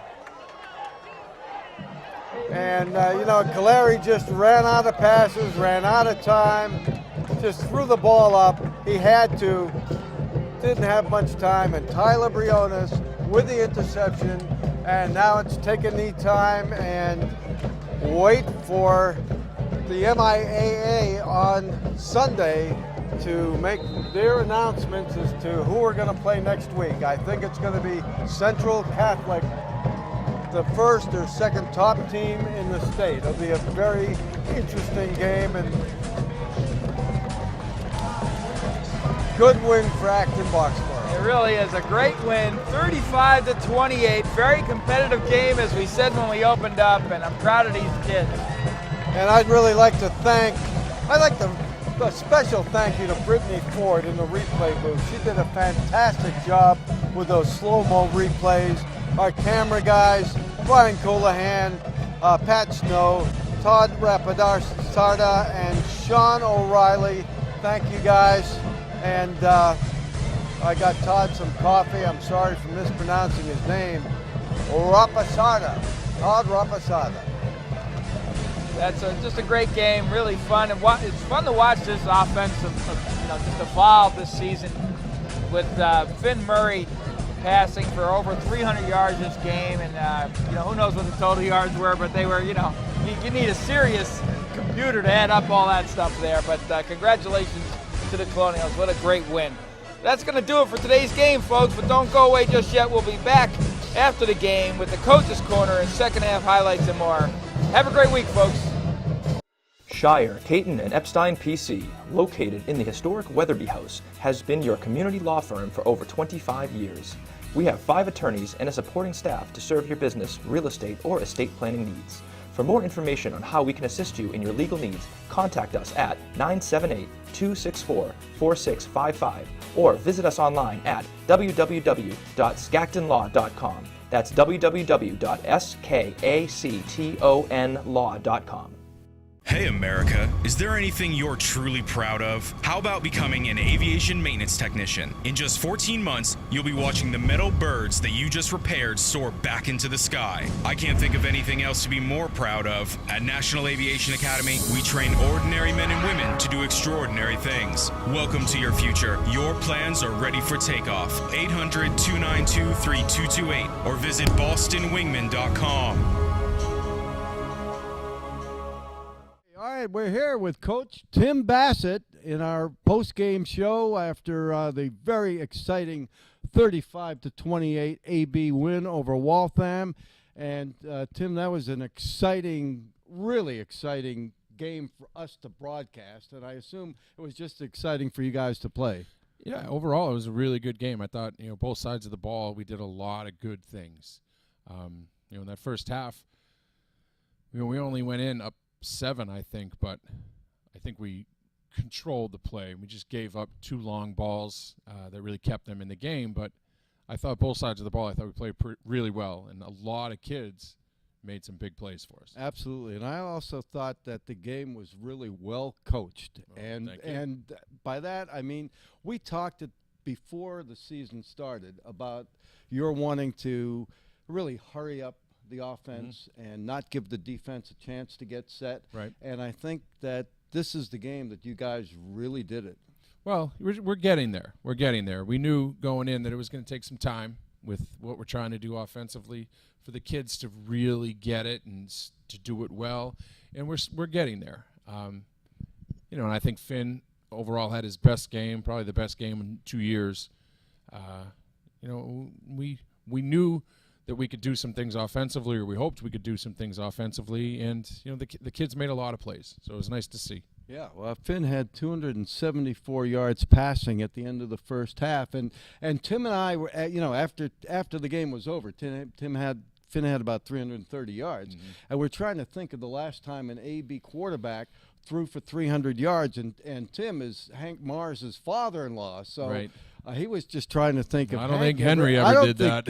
I don't recall a 300-yard passing game. It was like everything came together at once. And I want to talk a little bit about Jonas. I mean, Jonas is he's put on about 20 pounds since last year, and he really looks like Gronk, doesn't he? Yeah, Jonas, he's been great for us. Kind of slow starting because of the little knee injury he got in the beginning of the Reading game. But he's healthy now, and boy, is he good. And we think overall he's probably our top target because he runs great routes, and like you said, he's big and he's got some soft hands, so he can really he's catch got great the ball. hands, great hands. So yes. he's a good target going up the seam. Absolutely. I want to show a couple of plays. I think I think you got robbed. I'm sure you got robbed, but there are 2 plays here. I think one of the prettiest passes and catches I've seen in high school football. Finn Murray throwing to Stan Bernard. Take a look at this, and if you could describe it, Tim.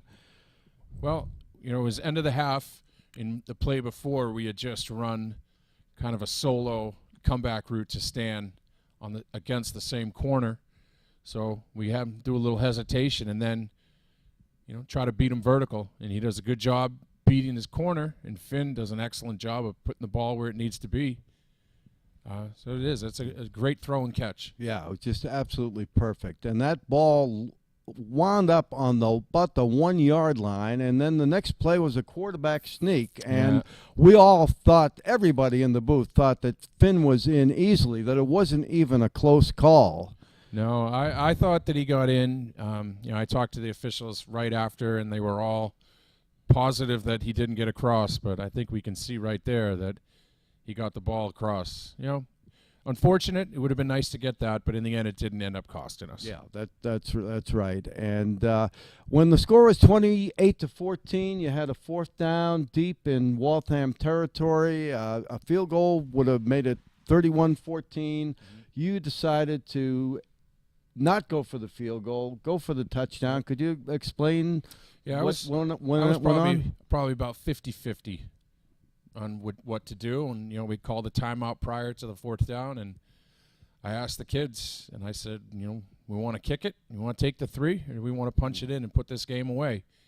And they wanted to go for it, and I kind of did too. Yeah, so, well, that was the whole game. I mean, you guys are so aggressive on offense the whole game, and I think the defense picked up on it too. I agree, and I think that's just the way we want to play. We want to be aggressive. We want to put pressure on defenses, and then have that translate over into our defensive style. And a lot of kids on defense, we played the best game of the year because we were just more aggressive and we were attacking more defensively. Now, I hear you're a 3-touchdown favorite against Central Catholic coming up on Friday. Have you seen them play? Have you seen tape on them, or what can you tell us about Central Catholic? And this is the first round of the playoffs. We're the number 8 seed. Central Catholic, of course, is the number 1 seed. And what can you tell us about Central Catholic? Well, we've been able to see 2 games, their last 2 games against Lowell and then Andover. They're good. They're really good. They're big up front. They have athletes. They got a really good quarterback. 2 or 3 really good receivers. And defensively, they're physical and aggressive, and they play an attacking style. So it's the best team that we've faced this year, no question. Well, it's always great to play the best. Yep. And I wish you all the best, and I hope you go deep into the playoffs and prove all the experts wrong, okay? Well, I appreciate it. Thank you. Okay, Tim. See you Friday.